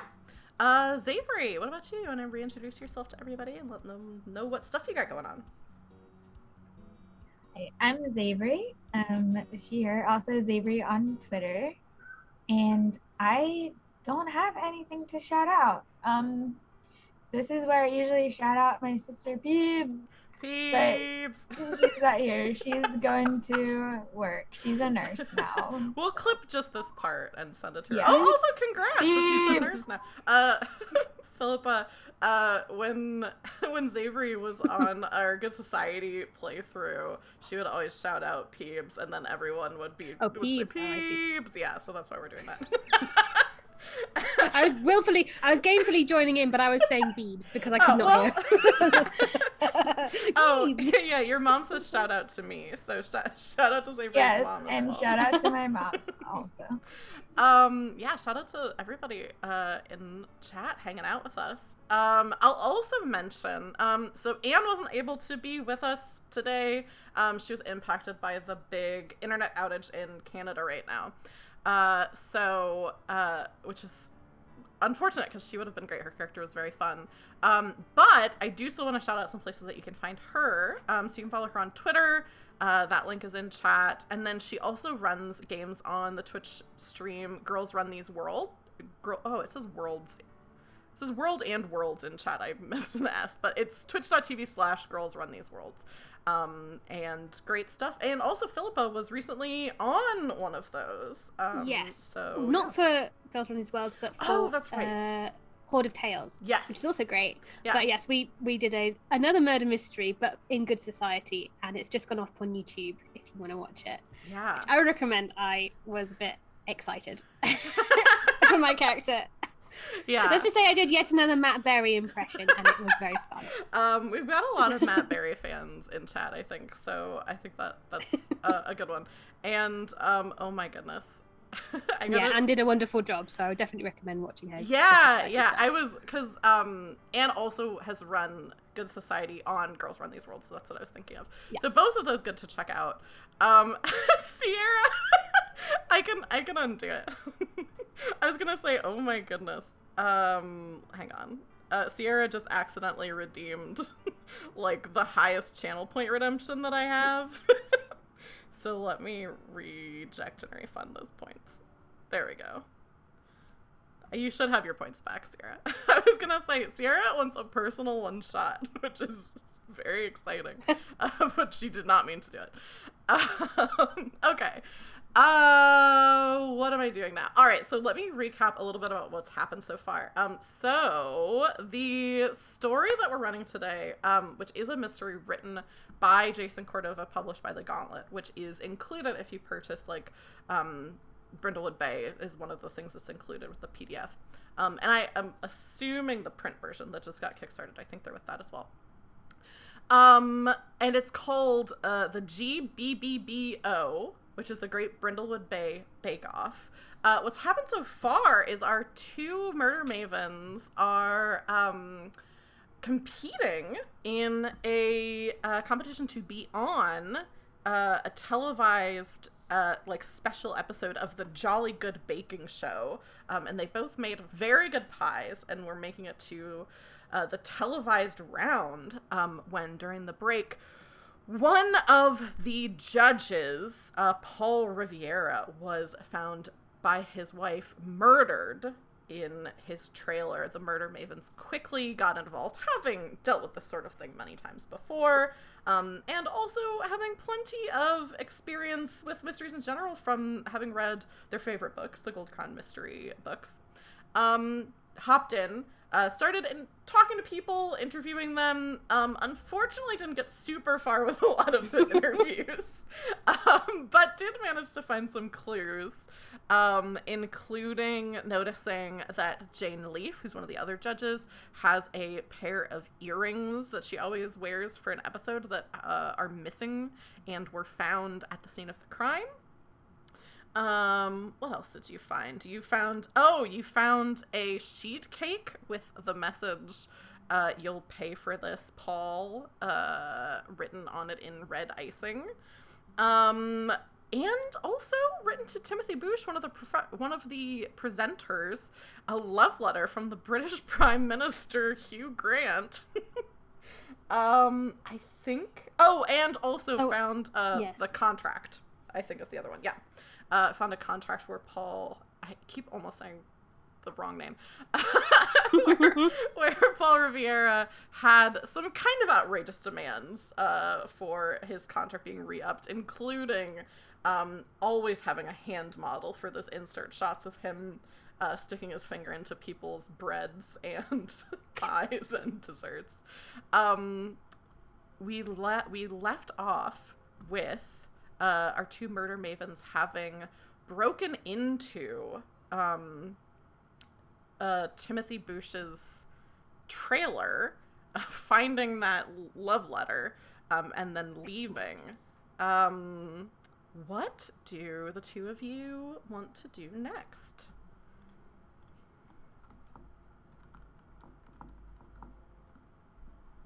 You're muted. Oh, I was looking away. Yeah. Oh, I think we want to talk to Melanie, right? She's next on our yeah. list of people. Yes, it was so sad when Sweet Sensations went under. I agree. You know, I had both of my godchildren's wedding cakes made there. They're yes. such great people. Yeah. I used to sometimes get the cakes for the book club there, but obviously we haven't been able to recently. Yes, we should definitely go and talk to Melanie. Yeah. So maybe she's back in the main tent if we're about to do more filming. Yeah. She got through, of course. Did have a soggy bottom. You two make your way to the main tent, having, you know, did you took the love letter with you, right? Yeah. Okay, yes. So, Doctor... I imagine that, so I have my little trundle carry case with me, which has multiple pockets for, pumpkin is in the middle, of course, snacks, knitting needles, etc. But it has lots of pockets, so maybe I've like been stuffing all of the clues. Yes. Put the contract in, put the love letter in as well, Nichelle. It's okay, I'll keep it all together. Okay, perfect. Yeah, do you have... Don't want it to be too heavy for you. Do you have little labeled, like, Ziplocs for, like, each evidence? Yeah. It's next to, like, the cheesy Watsits as well. Put them all together, it's fine. You head back into the main tent, and you do see that Melanie Blair is here. She is at her, like, baking station. They're kind of moving some stuff around because they had, like, stations kind of set up a different way when there were way more contestants, and now this is a televised one, so they're setting up more like the show normally is. And you actually do see there's one spot that has a little note thing on it that says it's reserved for Dr. Nichelle, and then another one reserved for Hyacinth, since both of you did make it to the final round. Exciting. Yeah. And then you see Melanie is at hers, kind of like getting some things ready. And I think she already mentioned that, like, she's good at cookies. I think that is like the next round. Of course, they're saying biscuits, but she would say cookies because she's American. And yeah, so she's getting her recipe in order, and she has, like, you know, her ingredients and stuff like that, so she's kind of getting set up. Yeah, what's your approach as you're going over to talk to her?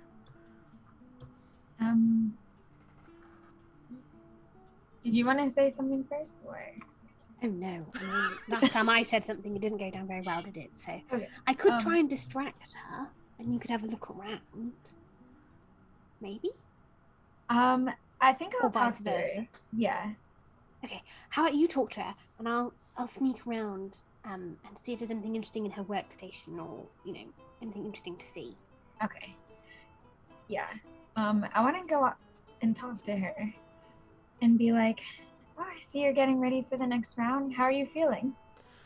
I'm feeling good. I kind of just, you know, barely made... Congratulations, by the way. I mean, we all knew that you were going to make it in, but congratulations.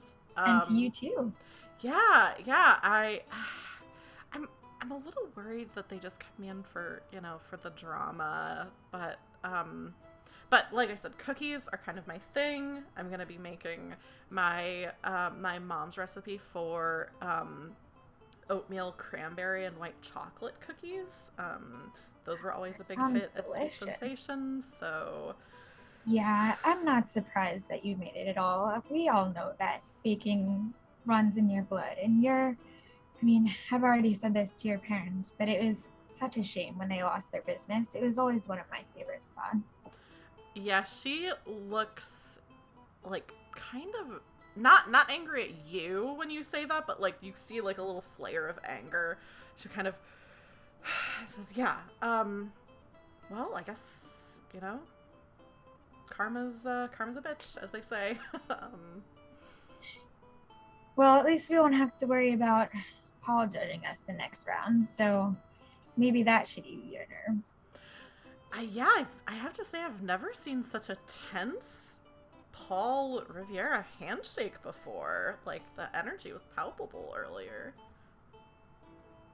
Oh, you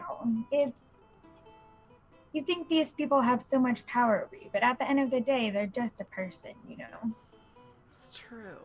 I think this is a good point for Dr. Nichelle to roll.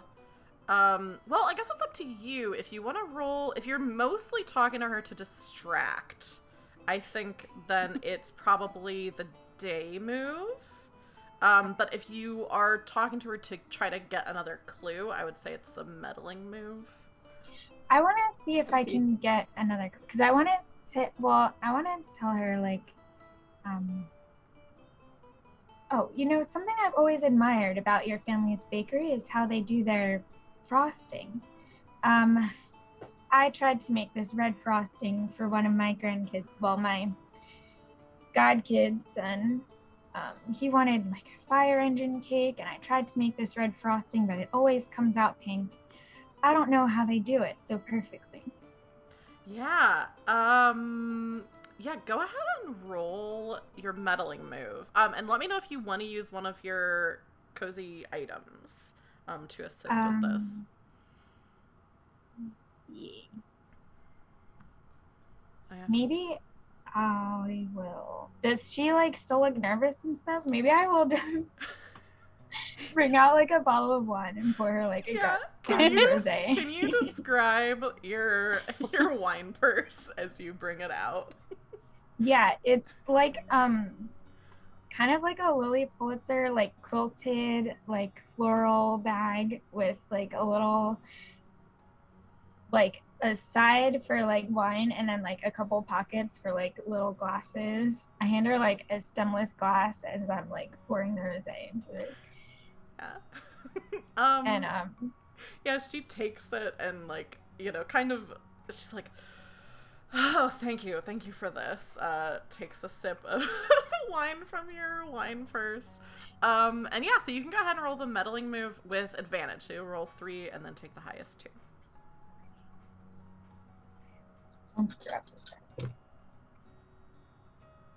9. 9, perfect. So there's a complication. If you want to, you do have a +1 still from your mom, so you could make this a full success. Yeah, add my +1. Okay, cool. So yeah, that is just a clue. So you're talking to her. I think instead of going for one of these clues that's that's listed, I think I'm just going to, well, maybe I'll give a clue. First, I'll say this. You're talking about the icing, this lead-in, which I think is really good. So you're like, oh, how do you make this red icing? And she's like, oh, yeah, it's, so the trick is if you take some of the icing, just a little bit of the red food coloring in the buttercream, mix it in, and then, microwave it for just, 10 seconds, and then let it cool, it goes red instead of pink. And that's really, the best way to do it. I know, microwave, it doesn't sound very good, but, it's the surefire way to get, a deep color instead of just having it be pink. So that's the first thing, is she knows how to make a red icing. I think Hyacinth has been, leaning over, if there's, how there's always, the table, so she's, leaning over to listen. Yeah. Obviously, she can't hear very well, she's And at that, she looks like, are there microwaves in the tent? Yeah, I think definitely. Yeah, because it's just helpful. Because she's just behind Nichelle, like.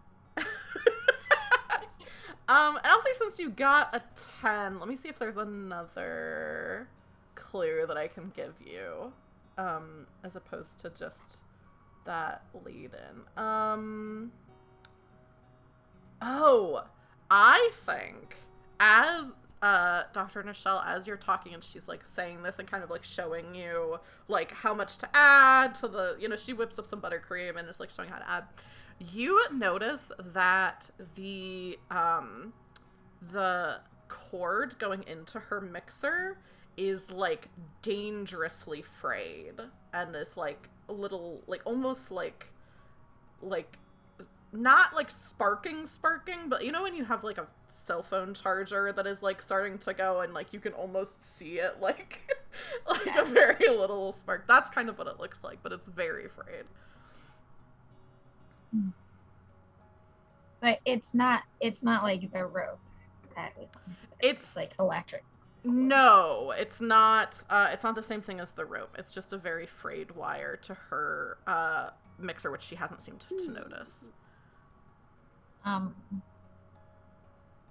want to point it out to her. Be like, oh, this might be a safety issue. Have you looked at the wire on your mixer? She kind of looks over and like takes a step back and she's like, oh, that camera guy from town was over here replacing all my things for the next rounds. They're moving things around. So he replaced my mixer with this one. Starts kind of calling out to one of the PAs and is like, sorry, can I get you all gave me a faulty mixer, can I get a replacement for this? And there's kind of people shuffling around replacing her mixer, and she's like, thank you so much, Dr. Nichelle, for that. That's, what if my mixer would have just stopped working during the competition? Of course, we wouldn't have wanted that. If I'm going to win, we have to compete against the best. She says, I'd be honored to provide, a healthy competition to you, Dr. Nichelle, even though I think we both know I'm not going to be the winner. I think you have a chance.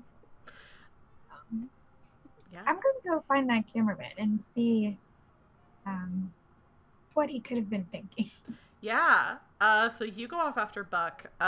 Meanwhile, Hyacinth, what are you up to while she's coming? distracted? So she's been like listening to Nichelle, but I think she's just been kind of like bumbling deliberately. Yeah. If that makes sense. And just kind of bumbling from place to place and like, ooh, what's this? And just kind of trying to like look for, more things in the bin. Is anything in the fridge? And like, she's trying to make it look like she's just like pottering about getting ready for, the next round of stuff. But actually she's trying to have a look and see if anything's out of place or, things like that. I think just to see if there's any sort of physical things moved around or, and especially hearing about the mixer, she's like, something else had to place, yeah, things like that. Okay, so I definitely think that's a meddling move. Did you have an ability you were wanting to go with? It seems like reason. Yeah, reason makes sense, doesn't it? Yeah. Yeah. Okay, yeah. So that's with a 1. Oh dear. Is that's a 4 total. Okay. La la la la la. So I'm going to. Oh, I think we lost Philippa for a second. We'll see if she comes back. Oh, there we go. Oh, yeah. I'm still here, yeah. You're back.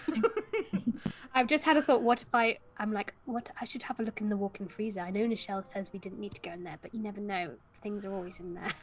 You go in to the walk-in freezer, and on a 6, you open it and see poor, lonely Timothy Boosh dead on the floor of the walk-in freezer. Goodness gracious, I drop.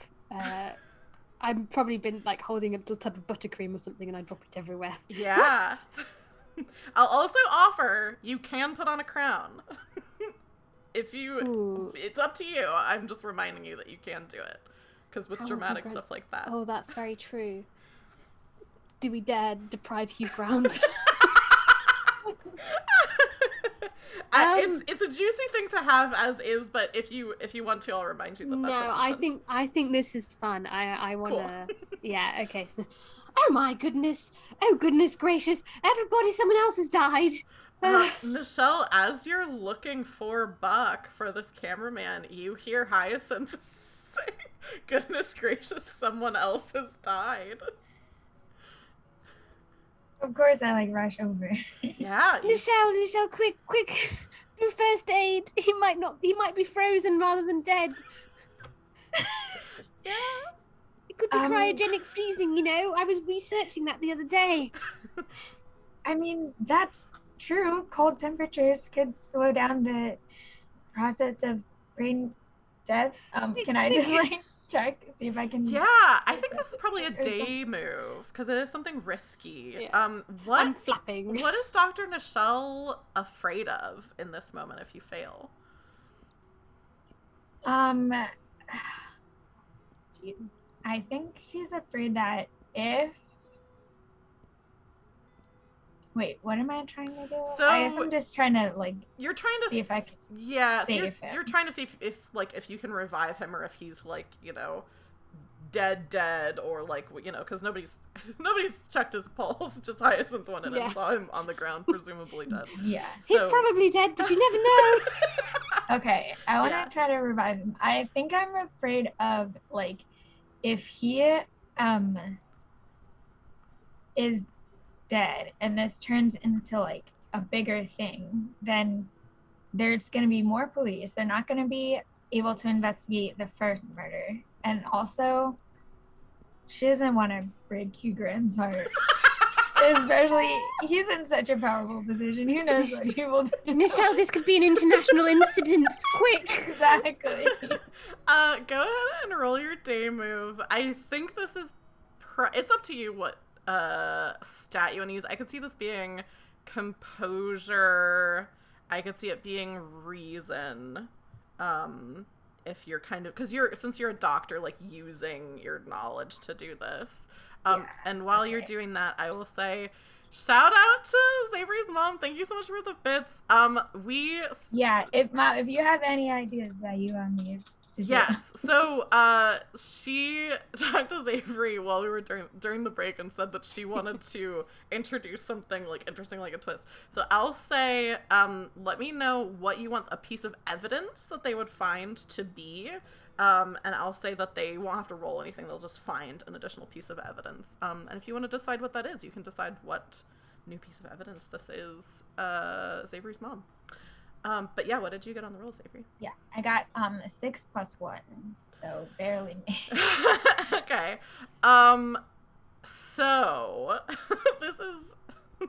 Here's what I'll say. Okay, so I think I'll give you a condition for this, which a condition is something that could cause you to have disadvantage on rolls. It's not like for sure, but if it comes into it, it could.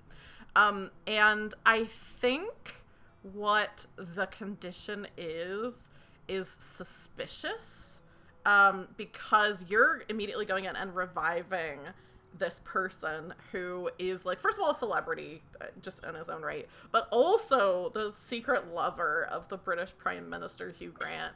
And so if something does happen like with this, like you're like, you have your hands on him, you're here, you could be meddling with things.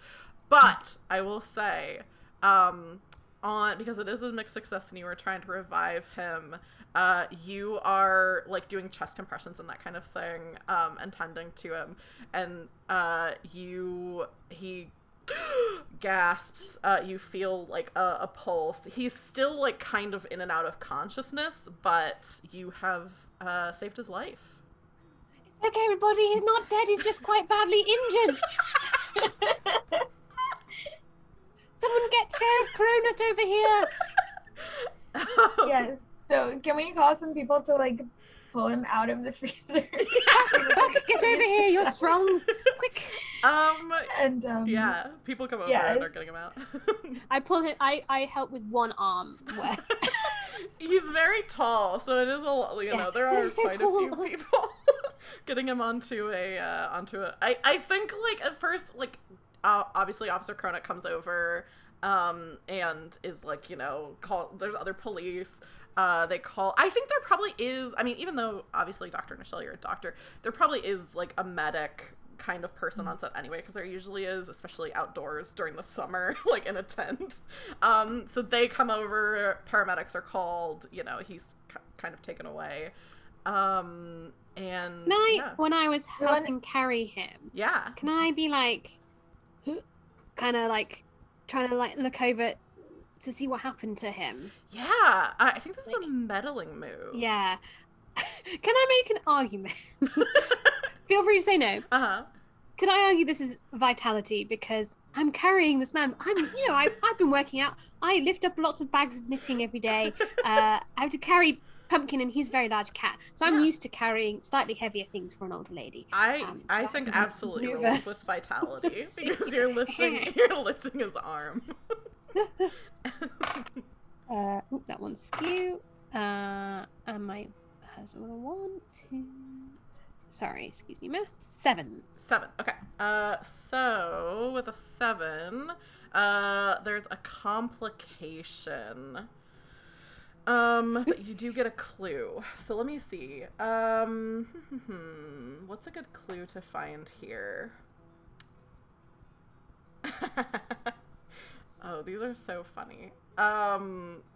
You find a pair of plane tickets to somewhere far, far away. I think like a tropical island. So kind of like in the pocket of his, like maybe he's wearing a sweater that has like a little pocket in it, like because it's like a long sweater, and like kind of almost falling out of it are these plane tickets to I don't know, some tropical island. Yeah. Ooh, I try and like yoink if I can, just to see the names of the people on it. Yeah. Presumably Timothy on there. Is it Hugh, or is it someone else? You see, Hugh Grant purchased these tickets. Hugh might be here right now. I loved him so much in Love Actually. He was so good. Oh no, that was the actor Tony Blair. Yes. Yes, but I wonder. I don't know if what you want to do for the complication, but yeah, I'm sort of try and take them out. Yeah. I think the complication. Let me look at some options for complication. Oh, I think I know what the complication is. So you, in order to do this, kind of had to put your bag down. After Timothy is kind of carried away and like things have settled down a little bit, you go to get your bag. Pumpkin is missing. Oh no! Has run off as they're wont to do. I knew I should have zipped him in more. It's that pie. I look around for where the fish pie has gone. Yeah. You can't resist it. Oh no, Nichelle, Pumpkin's gone missing. But also, I found these plane tickets. Look, you could be here. How exciting! I put them in the little evidence pocket. Where could he be? Oh, maybe by the bins if they've thrown out the pie, or they said the crew sometimes eat some of the things when they're finished. Maybe that's there.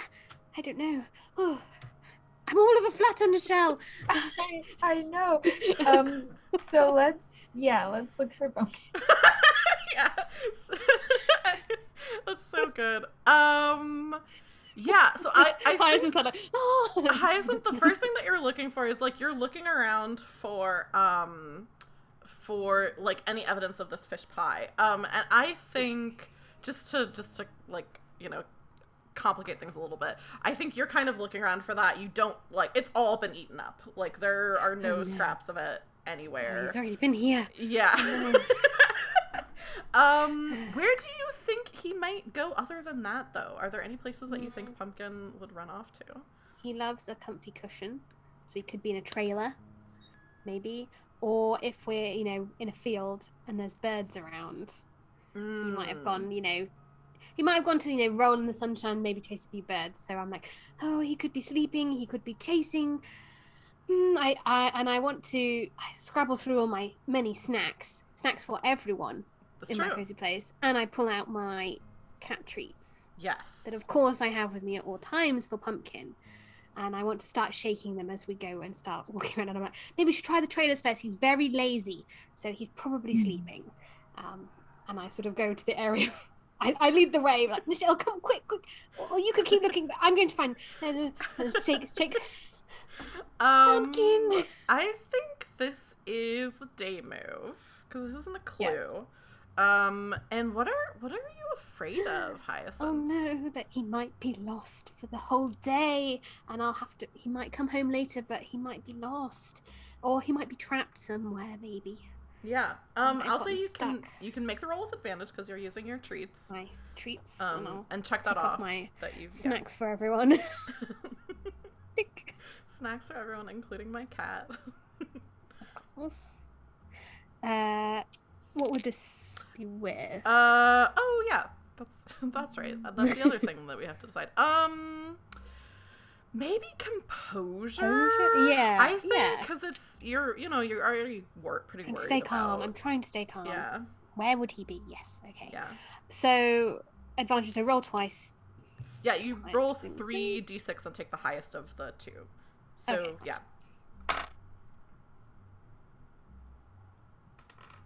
Ooh, nice. Plus composure 11. Nice. Yeah. You do what you intended or hold steady. And you get to describe what I've it done looks this many like. times. Yeah. Where do you find Pumpkin? Are there any trailers we haven't been in yet? I think there is. That might be fun. Oh, okay. There's not a trailer you haven't been in yet because I cut the other presenter. There was another presenter named Sue Mellon who I cut out.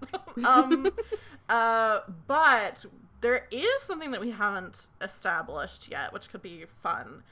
Which another paint the scene location is the judge's tent. Which is like a separate tent where in the show, like whenever it's the technical challenge, they like are over there talking about it and eating like the professionally done version of it. Yeah.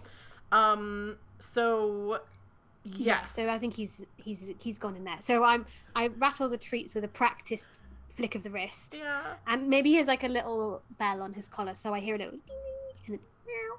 And I'm like, oh, he's over there, Nichelle, quick! And I hightail it towards the judge's tent. Start trying to unzip. Quick. And there's not more zip ties, are there? Oh. I'd be like, my niece can't handle this. Right? Oh wait, there's a door. Hang on. Oh, this is easier. Oh. Yeah, you go Nichelle, through quick. the opening. You can sit down when we're inside. For a paint the scene, there is a little prompt for it. The judge's tent is normally decorated to look like a quaint cottage somewhere in the English countryside, but has been given an American flair for this special episode. What sort of American gewgaws? I don't know that word. What sort of American knickknacks do you see?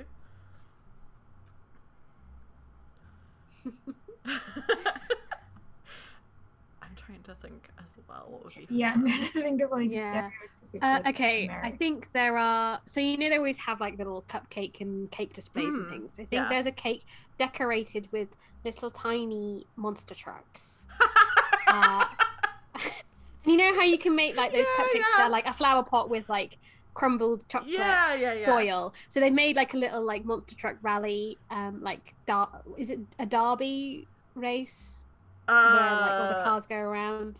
Oh yeah. Demolition Derby, that's it. They made like that Demolition Derby, with like chocolate soil, and then there's like some little Hot Wheels like 4x4s. So you see basically what you see with as that, one of the cakes. I think that you've unintentionally found what is supposed to be the grand finale. Yeah. For like the final the showstopper challenge is like to make like a dirt cake, like the fanciest dirt cake. So that's what you find in here. And Dr. Nichelle, do you have something that you think would be in here as well? I think there's like a decorative, like on the wall or wherever, just like a decorative cowboy hat and lasso, which makes no sense because we're in Massachusetts, not in like the Southwest where this would be. Yeah, that's great. But they don't. Yeah, it's just general America. Yeah. I think the other thing that's in here is, like, the decor is normally very, like, cottagey, like it mentioned, so it's normally, like, kind of like, oh, little flowers and stuff like that. Instead of that, it's all very garish, like, American flags and, like 4th of July decorations, basically, which is not, like, this isn't a 4th of July episode, it's just like, well, this is America. So, that's what it is. So there's, like, very shiny, like, I'm imagining those ones you get at the dollar store that are, like, almost like made of the confetti stuff, but they're like like streamery kind of things, stuck like everywhere. Any spare real estate is up here, and perched on a little cushioned chair that would normally be seating one of the two judges is Pumpkin, who looks very smug. You haven't eaten anything, have you, Pumpkin? Well, apart from fish pie. Oh, naughty boy. Come here. I feed him like 6 treats. Come on. He, immediately, like, jumps into your bag and just is eating the treats. Naughty boy. Zip. At least there's little hair holes in there. Yeah. Get back in there. He doesn't know how to unzip, so there you go. Yeah, you're not even supposed to be in here. Naughty boy.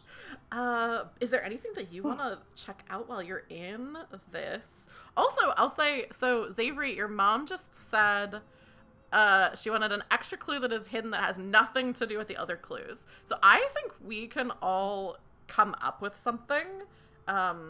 What's a clue that you think you find in here that isn't even really very hidden? And it can be implicate a completely new person, or be something that doesn't seem related at all.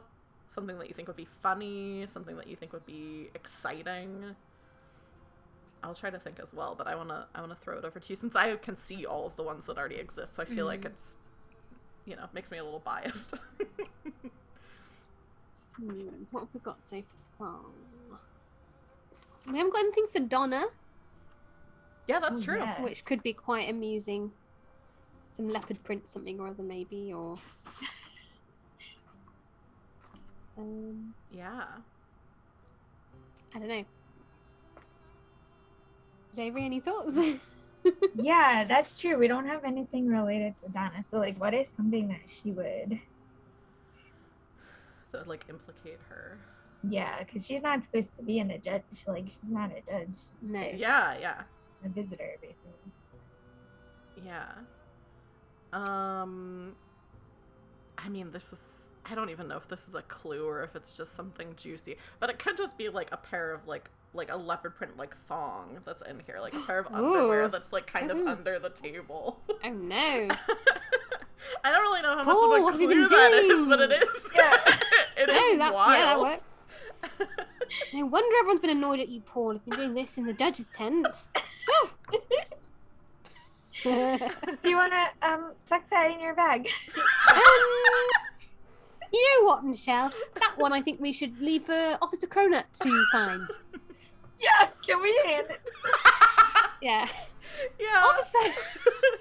We found a clue. Wait, should we look around before we tell him? Yeah. See if there's anything else here. Yeah. Yeah. But I like that idea. Let's tell him. He can deal with that one. Yeah, do one of you want to make a meddling move and describe kind of what your method is for looking in here? I'm wondering if there's any, because you know how in the normal show they have the bit where they explain like the technical and they explain things and stuff. Is there any? Wondering if there's any baking ingredients like flour and stuff like that around. So, just sort of looking to see, the setup and things like that. If there's anything strange, apart from obviously besides the leopard print. Yeah. I'll say one of you can make a meddling move with advantage since you're both kind of doing it.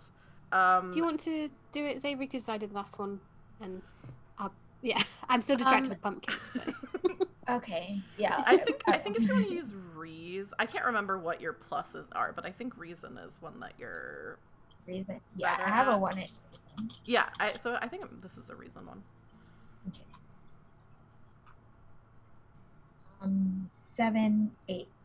Okay, so on an 8, there's a complication.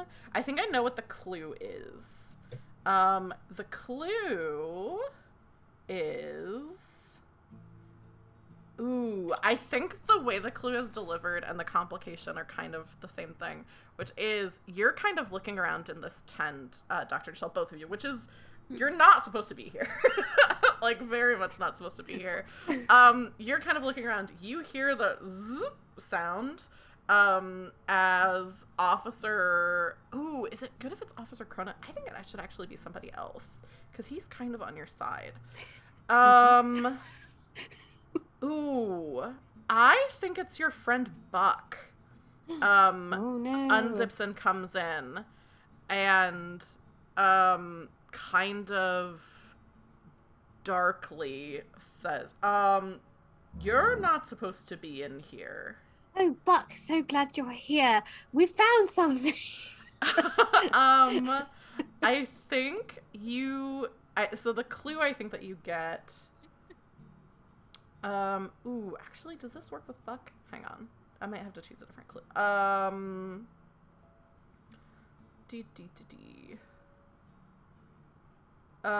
Okay, so I think what I'll tell you over the table is that, Buck knows something, and you can tell that, like, he's kind of, like, in here on a mission. But the complication is that, like, the situation that you're in right now, he's not really particularly inclined to tell you, because he just found you where you're not supposed to be. So you say, like, I found this clue, and he says, that's more of a thing for one of the police officers. Yes, we're going to go and take it to Officer Cronin. I'm gonna have to tell the producers that you were in here. You might be disqualified since you've seen what the... Oh, we didn't see anything, but no, darling, don't be silly. We have been looking for you, actually. Yes, yes. We were talking to Mummy, and she said that her mixer, the wire was all frayed. Serious hazard there, young man. And she said that you were the one who was setting it up for her. Oh, somebody mentioned that to me. Yeah, I mean, it's just the things getting carried from place to place. It must have got pinched somewhere. I don't really know. No, you ought to be more careful. Only one takes just one mistake for terrible things to happen. I reach into my bag and bring out Pumpkin, and I'm like, yes, that's why we were here. We were looking for my cat. He could have chewed on the wire and got electrocuted, Buck. You need to be careful with these things. Maybe he did chew on the wire, and that's how it was frayed. No, he's been in my bag this whole time, apart from when he got out and ate the pie. But apart from that, he's been a very good boy. Do you want to talk him? Definitely saw the wire before he escaped. He says, I don't really know how this started to be about me and the mixer when you two are in the judge's tent where you're expressly not supposed to be. To catch my cat. You can He's stroke him if you like, Buck. He's very soft. I think this is probably I think this is definitely a presence roll, and I think it's... I would like to ask if I could do it, because Pumpkin is in my cozy place. Yeah. As my move. Yes, and I think this is a presence roll. I think it is a day move. And you're basically trying to sweet talk Buck into not being like, you're kicked off the show. Yeah. Is that what Hyacinth is afraid of in this moment? Okay, I think Hyacinth's fear is either you need to go, or Pumpkin needs to be taken off set. Yeah. Because obviously no cats should be allowed on set. Yeah. So yeah, I think I'm worried that he might give us a sort of an ultimatum of like, look, you're on the show, but also you can't have a cat here. Yeah. So you or the cat. Yeah, go ahead and roll a 3d6 and take the higher 2 and add your presence. Or add nothing, I think. Add nothing, because it's a 0. Okay. Ooh, but we're looking good so far. Okay, so that is a 10. Nice. Tell me what it looks like as what do you say that kind of wins Buck over in this moment? I would like to imagine that Buck is giving strong cat lover vibes. And so I've been produced this extremely cute, fluffy cat, and I'm like, you can stroke him if you like, we don't have to tell anyone else, And he's been such a good boy all day. Do you want to stroke him?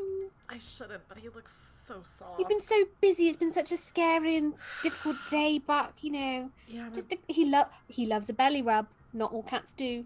I flip him over in my arms like a little baby. My cat, I always want to rub her belly, and she never lets me. Look at his little boy. And she's like swaddling, like she's maybe wrapped him up slightly in her cardigan in like a little sling, like a papoose, and she's like, look at him. Reaches out and pets Pumpkin's tummy.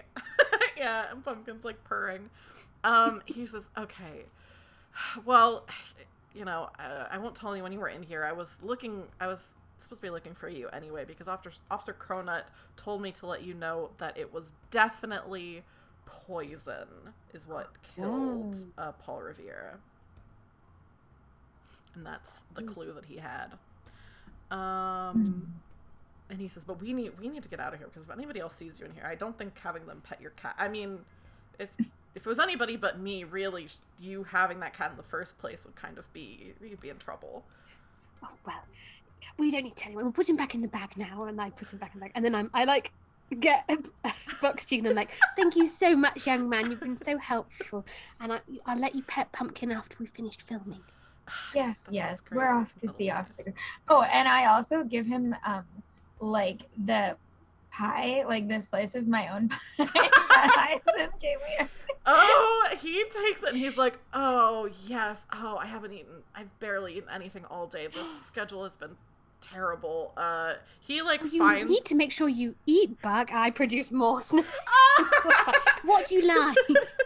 Oh my gosh, he's like, I think I'll take... Ooh, I like that. Obviously take Nichelle's pie. She got a handshake for that, so... It looks like you have a piece of toast that says that it was from your breakfast yesterday. I think I'll... Oh, yes, that'd still be good. Oh, yes, yes. Got damson jam. I made it myself. Yes. Yeah, so he takes the toast and is like kind of munching on it. There's like some silverware in here that the judges are supposed to use, but he grabs like a fork and like, it's kind of eating. Well, they only need one set now, don't they? He nods, is like wolfing it down. He's like, we need to get out of here. Don't tell anyone that you saw this. Of course. Yes, we're off to find Officer Cronut, actually. Thank you. So you go off to find Officer Cronut, who is kind of... I've got a long knitting needle, and I've hooked the thumb on the end. Yeah, so you're carrying... Officer! Officer Cronut turns around and, like, very performatively is like, to the other police officers, is like, oh, these two again, I'll take care of it. Comes over. We found some more evidence for you, officer. You should definitely make sure you put this in the evidence locker. How is that evidence? It was in the judge's... We found it. He takes the knitting needle from you and he's like, I really fail to see how this is evidence. Well, obviously it doesn't belong to one of the judges unless you think this is Paul or Jane Leaf's style. No, I mean, it definitely is Donna's style. I just don't see... Okay, he, like, takes out an evidence bag and, like, puts it in. Thank you. I take back the knitting needle. I told that camera guy to come find you, with the information about, we got back the coroner's report. Yeah, he said he found out the cause of death was poison. Yeah, have you found anything that lines up with that?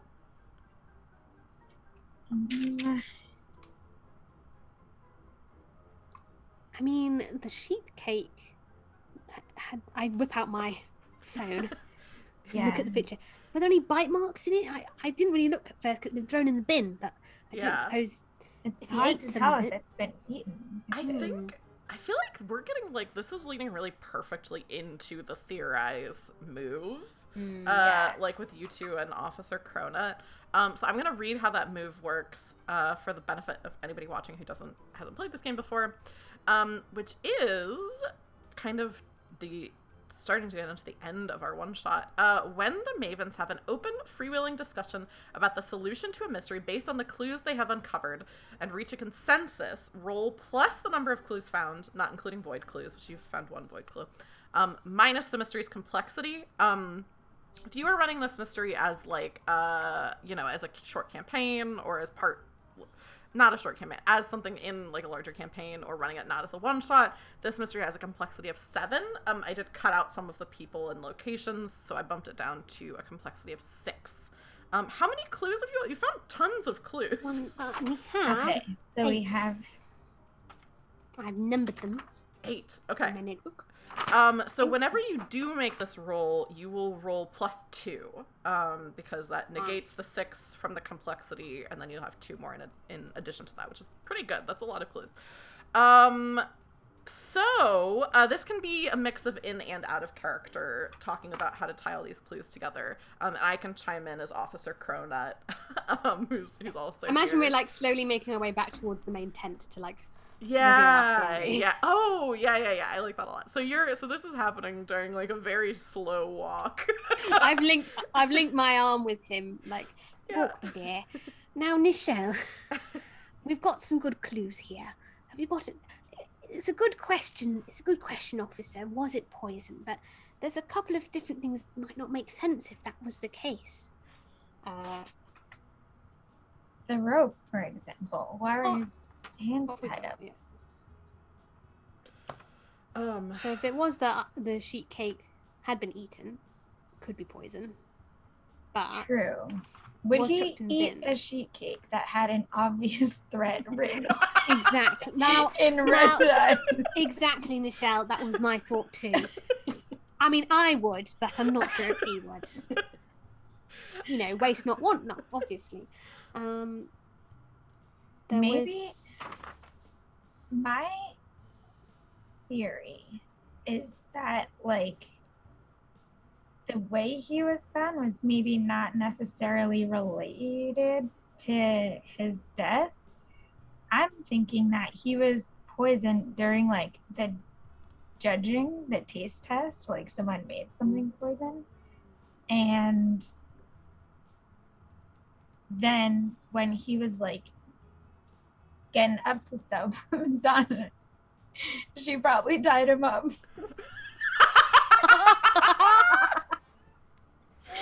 And then he died. Oh. So she didn't want to tell us. That's very good. I have been thinking, Nichelle, I wonder if Buck has been a little too helpful towards us at times today. Because there was that mixer that was frayed. And, if someone had touched that, it could have, if he'd been touching it to demonstrate something in the next round, it could have been bad. Although that was, happening while that was going on. But also, those unreasonable contractual demands, it would have put a lot of pressure on Buck to, be doing different camera angles and things. And it probably was slowing down production and stuff. So he could be a suspect. We haven't ruled him out. But I don't know if that fits in with some of the other clues. We haven't figured out what happened with Timothy, because that was an attempted murder. Yes, that's true. I mean, that seems... Yes. So he's had that love letter and those plane tickets as if he could have gotten out of here, but then someone wanted to stop him? Is it someone trying to off various members of the crew? I mean, he's very tall. It would have been hard for most people to get him into that freezer. Unless someone was asking him, trying to talk to him about what was happening next, maybe a producer. Or the other question is, I know we both love Melanie. Sweet girl, obviously been in Brindlewood Bay for ages with her family, but I mean, poison, you were saying someone could have poisoned something beforehand. She does have reason not to like him. In fact, she has reason not to like the whole show for sort of muscling in on the bakery business. Right. And she could have planted some, the icing did have that red icing. There's a chance that could have been it. I think Officer Cronut speaks up and he says, well, what about the that pair of earrings that you asked me about? Oh, yes. That was found in the trailer? I mean... that's very true. How does that tie in to the whole thing? I mean, yes, I mean, is Jane involved somehow? It would put a lot of pressure on her to have to work around all of Paul's demands, of course. If she's a fellow judge and he was being a bit of diva, I don't imagine she would have taken that well. Having dalliances with his missus in the judge's tent, that must be annoying for her. All of those demands, putting a pressure on the crew and the budget, leading to frayed equipment. You know, one of the judges ending up in an affair with the Prime Minister to try and, you know, cover his I'm base sorry, income. someone has an affair with the Prime Minister? Oh, yes, you might be getting a call from the FBI, Officer Cronut. But he's all right. He didn't die, so it's all right. He didn't die. Timothy Boosh and the Prime Minister Hugh Grant were having an affair? I know. Oh, wow. He's gonna have to resign for sure. He's definitely going to have to resign. And yes, you know, I'm not sure if it is Melanie's style to make a sheet cake. She's more of a cupcake girl normally. Yeah, she said cookies were her thing. Cookies, exactly, yeah. So, could be someone trying to throw us off. But, you know, Jane is known for her tray bake. She makes a mean tiffin. Yeah, and in the judges' tent there was that monster truck cake. That must have been her work, right? Yes, exactly. She has a flair for the dramatic. Mm-hmm. And that flower on the face, yeah, I think, you know, maybe. Does that fit with all the... I'm just checking. Yeah, I mean, whatever... Our varied clues. Whatever you both end up, agreeing Siding to, on, yeah. basically, yeah. I think you've mentioned all of them. I don't think it's Donna. Unless, well, I suppose it could be, but... I don't think it's Donna. Seems unlikely. I don't think she has a motive. She could just find him annoying. I mean, everyone else did. But... I mean, fair. But then why would she be bonking him in the tent if that was the case, you know? Mm-hmm. I suppose the question is then, to talk out of character, Melanie or Jane or Buck. We have theories that could fit. Yeah, so just to recap, you've said perhaps Jane poisoned him because he was putting the show in jeopardy with his unreasonable contractual demands, which would explain the earrings, the contract. Wouldn't really tie in the love letters. Could tie in the sheet cake. And I've had a thought, Nichelle. What if they're in it together? What if Timothy and Jane wanted to do it together because of these unreasonable contractual demands? Timothy wants out. If Paul's dead, the contract needs to be rewritten anyway. Mm-hmm. They agree to go in together. Jane gets Jane cold. would be the only judge. Yes, and then Timothy panics, tells Jane, "No, I can't possibly go through with this because I'm supposed to be getting on a plane to the Bahamas. I think I need to tell everyone." And she says, "No chance." Shoves him in the freezer, bonks him on the head, leaves him to pass out. We happen to find him. It all makes sense. Okay. Double act. Yeah, I think that's a thing. Cool. Yeah, it seems like you both both seem like that's what you want to do. All right, so go ahead. It doesn't matter which of you does this, but you get to roll 2d6 and you add 2 to it because that's how many extra clues you have in addition to the complexity. This one you can't get advantage. You can't use the Gold Crown Mysteries move. It's just a flat roll. So whoever wants to can roll 2d6 plus 2. Okay, if you want. You better do it. My rolls are not. Okay. And yeah, you want to get a 10. 11. Hey! It's on a 10 plus, it's the correct solution. The keeper will present an opportunity to take down the culprit or otherwise save the day. So you're walking back with Officer Cronut, who is... Disgusting. Who's kind and Hyacinth, you have this thing where you're like, Officer Cronut is like, okay, it could be Jane, but that doesn't really tie in this other stuff that you're saying is a clue, blah, blah, blah, all this different stuff. And you have this breakthrough where you're like, it's both of them, and Jane betrayed Timothy. What would be the most fun way to do this? I feel like we've been like talking back and forth like across him, and then we've been going quite slow, but then I sort of pick up the pace, like, come on, officer, quick. Yeah. They'll all be in the tent. I'm trying to think of who would be the interesting person for this to be happening to. Jane is in the main tent. Oh, this is obviously, yeah, I think this is what it is. Jane is in the main tent. There's not that many people here right now, because I think maybe they've cleared the tent to do some stuff with just Timothy and Jane, since Paul's not here. So there's like some crew, and you see Timothy is looking paler than usual. He's generally a bit pale almost anyway. been frozen to death. You can see the lump on his head, Nichelle. And they're in front of the camera. That was done with a whisk, if I have any doubts. He's looking a little bit woozy. This man has a concussion. He should be sitting down at least. And you see Jane kind of, again, quaveringly is extending a bite of dirt cake to Timothy's mouth, and he's about to take a bite. Oh no!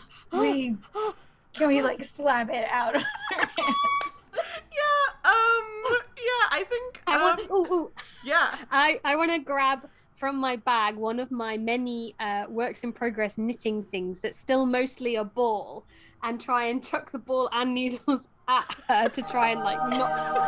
Oh my god. Oh, perfect time. Knock the spoon out of the way. I think with both of you acting, I don't even think I'll make you roll anything because this is just so fun. So Dr. Nichelle, you race over, and meanwhile, Hyacinth, you chuck this ball. The ball knocks the dirt cake out of Timothy's hand, who looks like very, he's already a little shaky. And Dr. Nichelle, you rush over to the scene. What do you say to explain what's just happened in this moment? I mean, of all the people who would be up to no good in this production, I didn't think that it would be you, Jane Leaf. No, don't even start. We know what you've been doing. We found your little bread earrings in Paul's trailer. We know that you were there when he died. And we know that he was renegotiating the contract for this show, and you just hated it, didn't you? She squinches up her face and she says, "It wasn't just me. I won't go down for this alone." Points her finger at Timothy and says, "He was in on it as well." Yes. Hyacinth kind of comes forward and is like, "Yes, but of course you both got cold feet. Tim a little bit more than you, I would say." And points out the bruise on his head. "Yes, Tim, you wanted to, go off and have your fling, but you didn't realize it was going to cause so much trouble, did you?" And that's when, Jane, you got involved.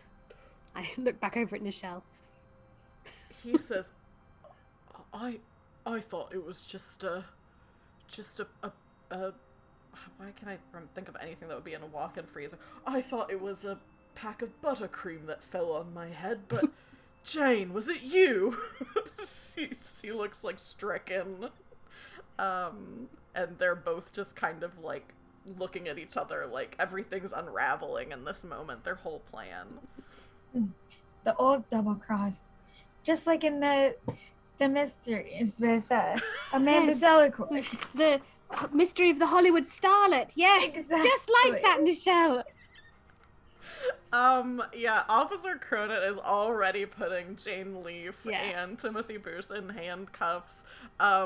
The camera people are just like talking to each other and looking around. There's a very like frazzled looking producer who's like immediately on the phone like, okay, I don't know what we're gonna do. We need to get somebody from the BBC out here. I know you didn't want to fly out, but Can I have, I don't, feel free to say no, but can we have like signaled Buck to come over to start filming as we were like revealing this? Absolutely, yeah. So the camera's rolling and they're like, I think someone might be needing to resign after this happened. Yeah, Buck is like, I'm gonna be able to sell this footage for so much money. It's just like filming. Yeah, they're the people are being taken away in handcuffs. How do you think the rest of the day goes for Nichelle and Hyacinth? Because we're just about ready to wrap up. I think I go over and talk to Melanie, and just be like, you know, I'm sorry all of this happened. It would have been a great opportunity for you, but on the bright side, I don't think that Paul's Bakery will be in business in Massachusetts anytime soon. Yeah, she kind of nods and she's like, yeah, I guess maybe we can reopen the old bakery. I could talk to my parents about it. If there's not really going to be much competition in town, we could give it a try again. And I don't know, maybe I could get some kind of, I mean, I guess since I was a part of all of this, maybe I'll be able to get on the news. I can get some free publicity. You could write a blog. I've heard that they're very good these days. I could write a blog. That's true. I know what I'll do. I'm going to put my recipe for my almond cranberry white chocolate cookies on my baking blog. And the SEO is going to be great because I'm going to use Paul Riviera's name. I'm going to use all of these in my description of how I came up with these cookies, this cookie recipe. And I think if I can really get the ad money on that and get some publicity from that, I think that's going to be perfect. I don't know what any of that meant, Melanie, but I'm so pleased for you. And I like pat her hand. Good for you. It's a computer thing. I think it's a computer. Yes. The thing with the computers, right? The CEO, yes, very good, yes. She smiles and she's like, yeah, that's I'll be able to figure that all out. I think also, I'm sure I read in our contract somewhere that if they can't declare a winner, we should all get the prize money, which, given it's the BBC, is probably just like a badge, but still, you could sell that somewhere. Yeah, she says, yeah, I don't think there is prize money, which I've always thought was odd, but I think it is just a statue or oh, yes. a plaque or something. Yeah, I guess we'll all get a plaque. Put it in your window. I could put it in the shop window. That's such a good idea. She's like already like, she gets out her phone and is like taking notes and like texting people. Yeah, I think I feel like a good way to wrap this up maybe actually would be your next book club meeting, with you talking about whatever the Amanda Delacourt book that you read, and like the two of you talking. Maybe Ruby's there, and you're telling her about this. Ruby, you missed a good one. She was so fun. I think she must have been really, out of they town. should be writing books about us.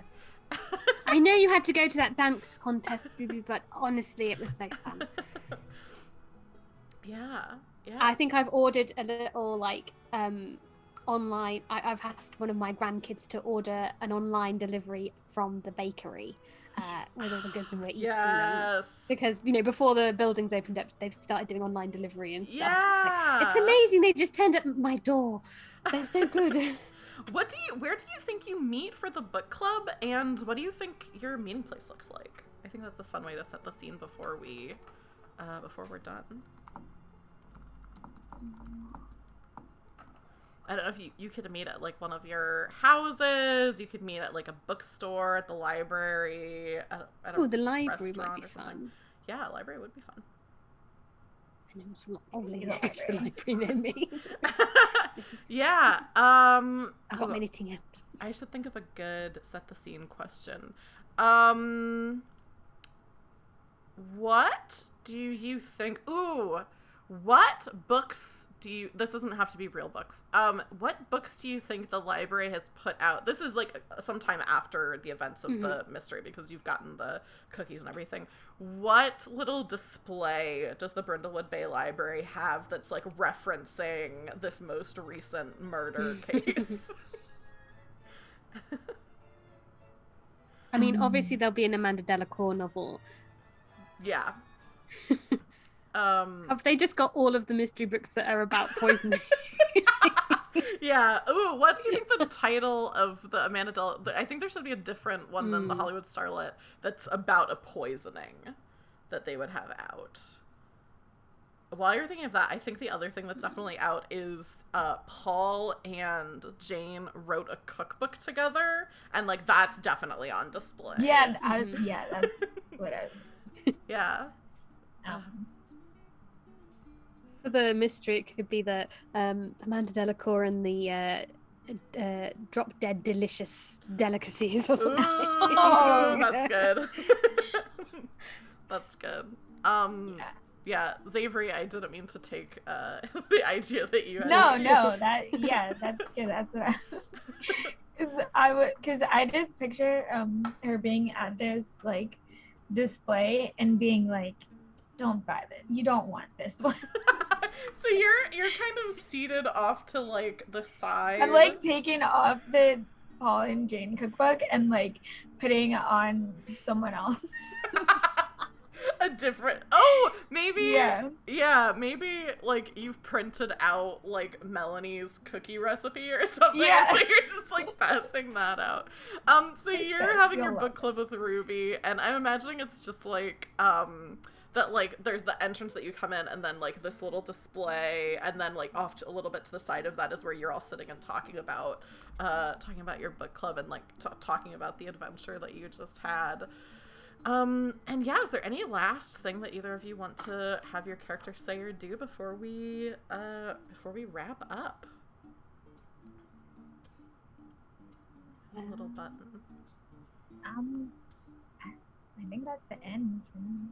Yeah. I just toast to another successful solved mystery with a cup of tea and a cookie. Yes. Well done, Naz. Yes. Yeah, I think, and then we end, of course, with the freeze frame of you two clinking the teacup and the wine glass together, and the credit music plays, and that is Brindlewood Bay. Yay. That was so much fun. Thank you both so much for being here. For anybody that came in just at the end, we're gonna do plugs again, and this time we'll start with Xavery. Where else can people find you, and what else do you have anything else you want to plug? I don't have anything to plug right now. I'm on Twitter at Xavery, which I barely use.